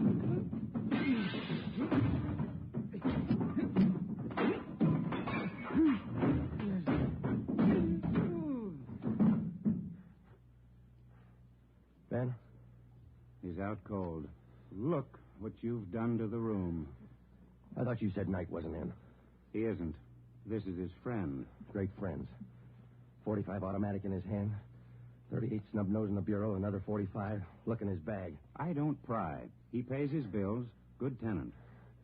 Yeah. Can I get outside on this phone? Yes. All outside calls are 10 cents. Yeah. Here. Have to keep the books straight. Sure you do. Who's going to pay for the damage? Ask Mr. Knight's friend here. Well, say... Why worry? He pays his bills. Good tenant. I called Ed Backstrand, and he sent out a special detail to stake out the hotel and bring in Raymond Knight if and when he returned. Ben and I drove to the Georgia Street Receiving Hospital, where Doc Stanley patched up the cut on Ben's scalp and treated Raymond Knight's friend for simple cuts and bruises.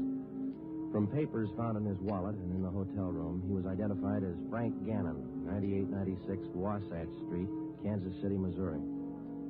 When we got to headquarters, we had Gannon taken to the interrogation room where we questioned him briefly. He told us that he was a self-employed watch salesman, and that he was in the city on a business trip. He admitted friendship with Knight, but not with Vickers. We booked him at the county jail for assault with intent to commit murder. The 3 guns found in the hotel room were turned over to the crime lab. We reported back to the office.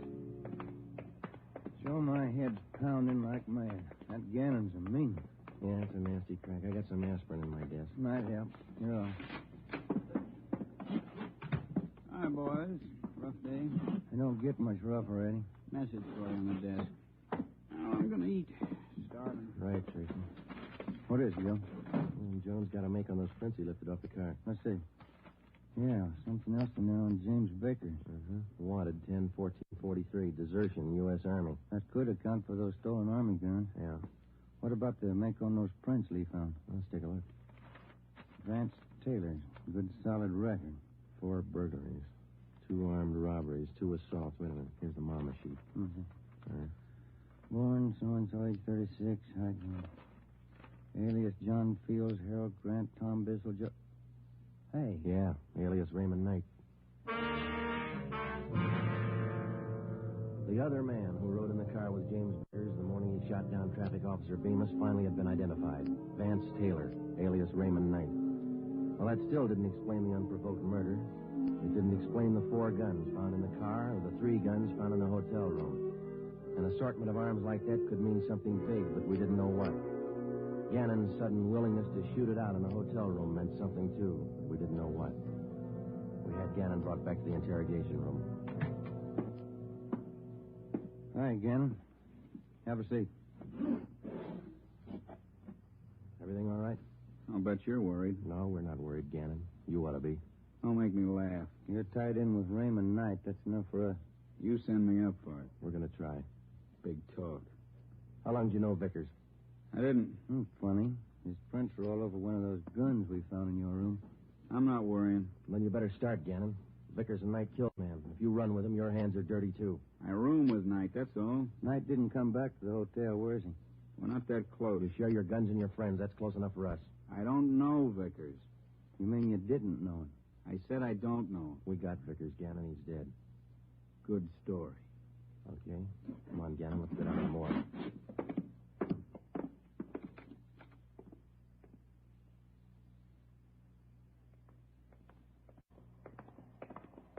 Down this way, Joe. Cold today, isn't it? Yeah, it's damp. Bad sinus weather. No. What is all this? Never seen a corpse before? No, I'm not in this. Take me back. I don't want to look. You can close your eyes. Take me back. I don't want to look. Here we are, fellas. Slam 45. This way, Gannon. I get sick. I don't want to look. Throw back the sheet, Fred. Take a good look, Gannon. No, he's Knight's friend. I'm not in it. Who is in it? I don't know. Take me out. I'm sick. All right, Fred. Thanks. Okay, boys.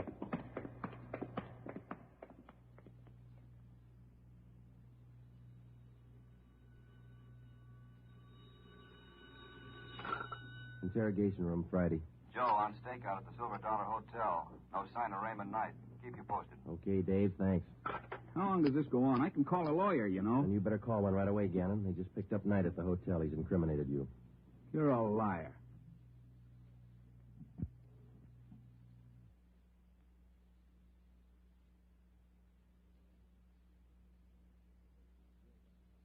Sure. Like we were about Vickers. We'll prove it to you, Gannon. The officers are on their way in now. They're going to put Knight in the next room. You can listen to them. Look, I came here to sell watches. I ain't in this. Gannon, you and Vickers and Knight were planning a job, a big one. We know that. If you want to wait till you get on the witness stand to tell your story, it's all right with us. Well, didn't take too long to break this one. Smoke some? Yeah. Thanks. Yeah? Smoke? What are you going to do? Nothing. Just kill a little time. They bring in Knight. You haven't got Knight. I haven't unwrapped them yet, Joe. You want to check me out? Okay, open them up. Mm-hmm. Give them a good shuffle, huh? You're going to have some time on your hands, Gannon. Want to learn a new card game? No. Suit yourself. Good game for two. Better with three. Sure, a lot of cards. Yeah. You got 2 decks there. Well, first off, this game is quite a bit like gin rummy. Yeah? There are 8 of every suit. 4 jokers. Jokers count 50 points. Mm-hmm. Red 3s count 100 points each. If you get a black 3, you can freeze the deck. Oh, I see. I shouldn't say deck. In this game, they call it the pack. The pack? What's a pack? Well, it's the discard pile, same as in gin. You get a red 3, you can freeze it. No, it's a black 3. Well, what happens when you freeze it? Nobody can pick it up. Oh, I see. All right. Let's deal out a dummy hand here. Fine game, Gannon. Sure you won't change your mind? We don't want to play, Joe. All right, now in two-handed, you deal out 15 cards, see? How many can play? As many as 6, I think. I've only played up to 4. You play partners with 4? Yeah, that's fine. Okay, count your cards. That gets 15. 13, 14, 15, right. Now what do I do? Well, I guess you better lay your hand open. That'll be the easiest way to show you. Okay. I'll spread them all out over there. Well, you don't have a great hand there. You got a couple of black 3s. You can use those. Yeah, that's fine. They count 100 apiece. No. Those are red 3s. Black 3s don't count anything. Oh, red 3. That's right. Do you remember what black 3s are for? You can use them to freeze the pile. Pack. That's right. The pack. Well, you know what I mean. All right, now, look. You see, I got a joker here. Jokers are wild. Do you remember how much they count? They're wild. 100 points. No, red 3s are worth 100. Jokers count 50. You don't explain it very good. I don't understand. Well, how simple can it be? Gannon's not even playing. You get it, don't you, Gannon? Okay, red 3s count 100. Jokers count 50. Black 3s, you can freeze the pack. Yeah, good. Now, hold on to that, will you? Now, black 3s freeze the pack, but that's not the only card that can do it. No? No. Deuces can do the same thing. Well, you see, the only difference is if you use a deuce, which is also wild, you have to have a natural pair in order to pick up the pack. Now, with a black 3, it's only good until... I knew it wouldn't work. It was sour right from the start. Vickers killed the cop. Ben, I'm not in it. stenographer. I'm Right, copping Joe. out. I'm taking no raps. Johnny, the stenographer? Right, Ben. All right, Gannon. Too late. You haven't got time. 20 after 1, they're going to do it. Do what? Payroll. Frazier Company. Messenger leaves at 1:20. He's got the payroll. 30 grand. They're going to get him. Where does the messenger leave? 1:20. You're too late. I'm not in it. Where does he leave? 1:20 leaves the bank, I think. No, maybe the company. Where's the company? 3rd and Spring. They're going to get him. Where's the bank the messenger goes to? Up the block, 2nd National, 3rd and Hill. Where are they going to get the messenger? By the alley, Clay Street. I'm not in it. Ben, check it. Get out of communications. Have him put out a call to block up the area. Give him the details. All right. Johnny. Yeah, Joe. Stay with this guy. Okay. Davis. Let's go. Brazier. Manufacturing. Olympia.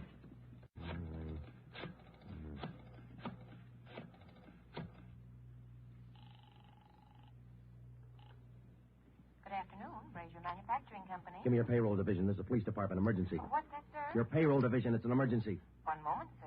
Come on, hurry up. Payroll, Hopkins. Mr. Hopkins, this is Sergeant Friday, police department. We've had a tip your payroll messenger is going to be held up today. Has he left your building yet? The messenger? Yeah. Oh, my, he left early today. Went out the door about 10 minutes ago. Thanks.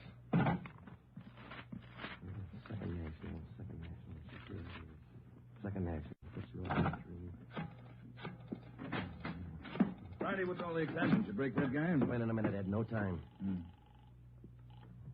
Good afternoon, Second National. Give me the manager on duty, please. Emergency. One moment, please. One moment. Come on. I'm sorry, sir. The line is busy. Would you care to wait? Give me the chief teller. Thank you. Chief Teller, Waters. This is Sergeant Friday, Police Department. Emergency call. Has the payroll messenger from the Brazier Company left the bank yet? Well, I wouldn't know, Sergeant. Just a moment. I'll have your call switched. Yeah. Operator. Beatrice, would you give this call to Miss Chalmers? It's important. Thank you, Mr. Waters. Miss Chalmers, good afternoon. Miss Chalmers. What's the matter, Friday? You sick? Yeah, I'm sick. Miss Chalmers, good afternoon. Miss Chalmers, this is Sergeant Friday, Police Department. Has the payroll messenger from the Brazier Company left the bank yet? From Brazier's? Why, yes, not more than 2 or 3 minutes ago. And he had the payroll with him? Of course. Thanks. Got a tip on a payroll stick. Ben, you coming? Yeah, let's go. Ben, down this way. Coming. Let's hustle it. Down the stairs. Communications get the story? Got it on the air now. Where's this Brazier Company? 3rd and Spring, about 5 blocks from here. Come on. Here's the garage.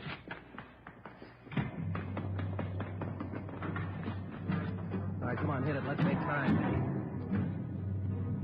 Get the radio on. Just warming up. All units. Attention all units. On 3rd Street, corner of Clay Alley. 211. A bank messenger. Suspects are headed west on Clay Alley. Suspects are armed. Code 3. 11R. Take the call. Cars are closing in fast. 4th Street up ahead, Ben. Might meet him at this end of Clay Alley. Hold on. No, it was pretty quiet at this end. Not much you can do without... Hey, look. Coming out of the alley now. The guy with the police. Brown coat. The guy with him. Pull up, Ben. Let's go. All right, you two, hold it. They're running for it. Come on. Ben, what's that about? Let's go. Come on, they're losing it. I see him up ahead. They're turning on a Hill Street. Romero, come on. Will you, Skipper? You see him, too? Heading for the subway terminal. Yeah, they're going into the crowd. Don't lose them. All right, I'll take the ramp to the left. Then go with him. I'll take the one to the right. You see him, Joe? No, I lost. Now, wait a minute. There they are, over the turnstile. Come on. Joe, they're off the platform. They're crossing the track. That's not one of them. Come on, over the turnstile. Come on, Ben. Joe, the other guy. Down into the tunnel. He's straight. Come on, after him. Up the side. Thank you so much for being here, Guru. I truly appreciate you. Thank you so much. I hope you're having a great holiday season. Merry Christmas to you.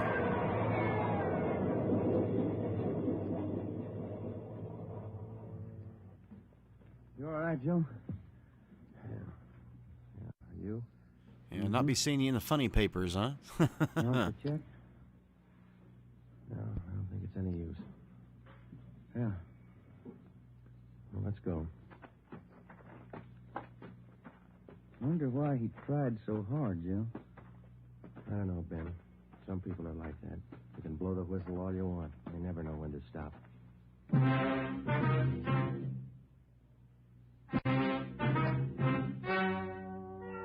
story you have just heard is true. Only the names were changed to protect the innocent. Frank Gannon, the only surviving member of the hold-up gang, was tried and convicted of the crime of assault with intent to commit murder. He is now serving out his sentence at the state penitentiary.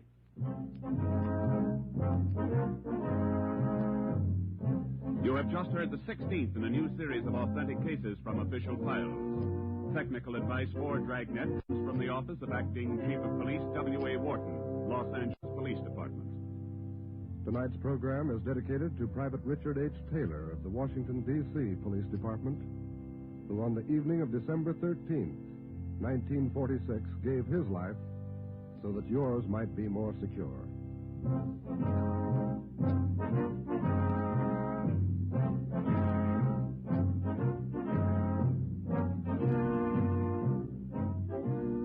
Dragnet came to you from Los Angeles.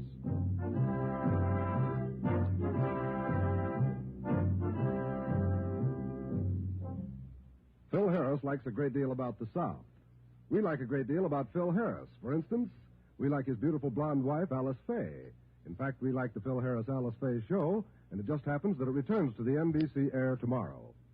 Why don't you take our advice and listen to one of the funniest shows around anywhere? That's the Phil Harris Alice Faye show tomorrow on most of these same NBC stations.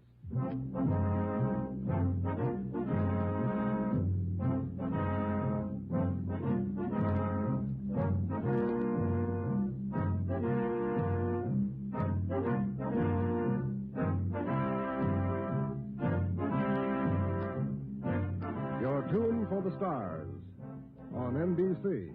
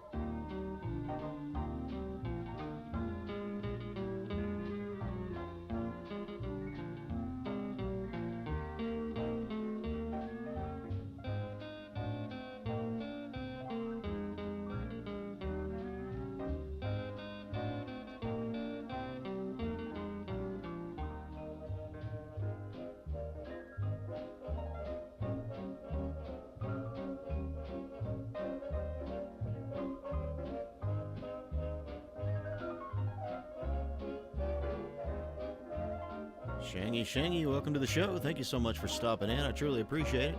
Hope you're having a great holiday weekend. Getting close to that ever-loving Christmas Day. So I hope you have a wonderful Christmas, too, and a Happy New Year.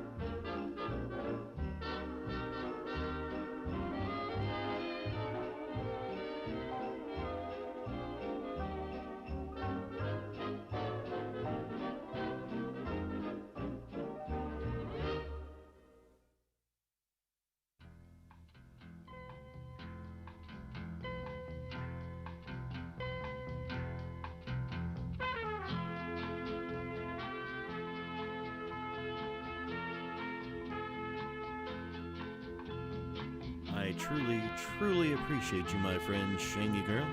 Thanks for stopping in.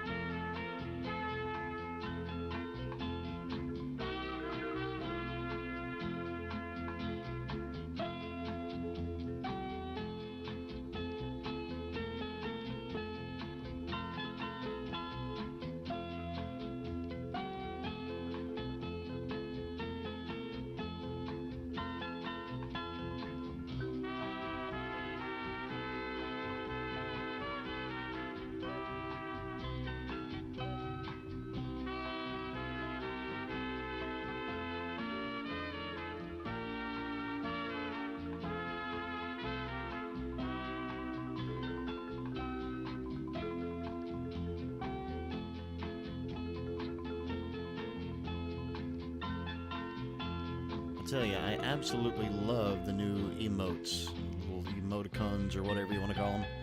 I love them.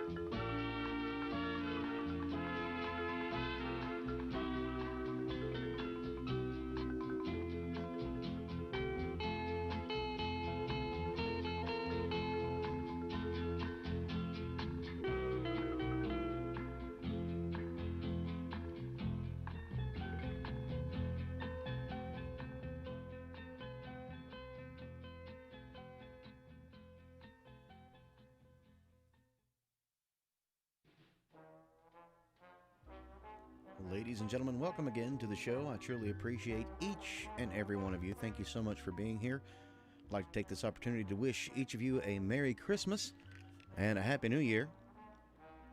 We've got a bunch of Christmas facts coming up later on in the show. Some more Dragnet, of course, and a few other things, so stay tuned. Thank you again. See you soon.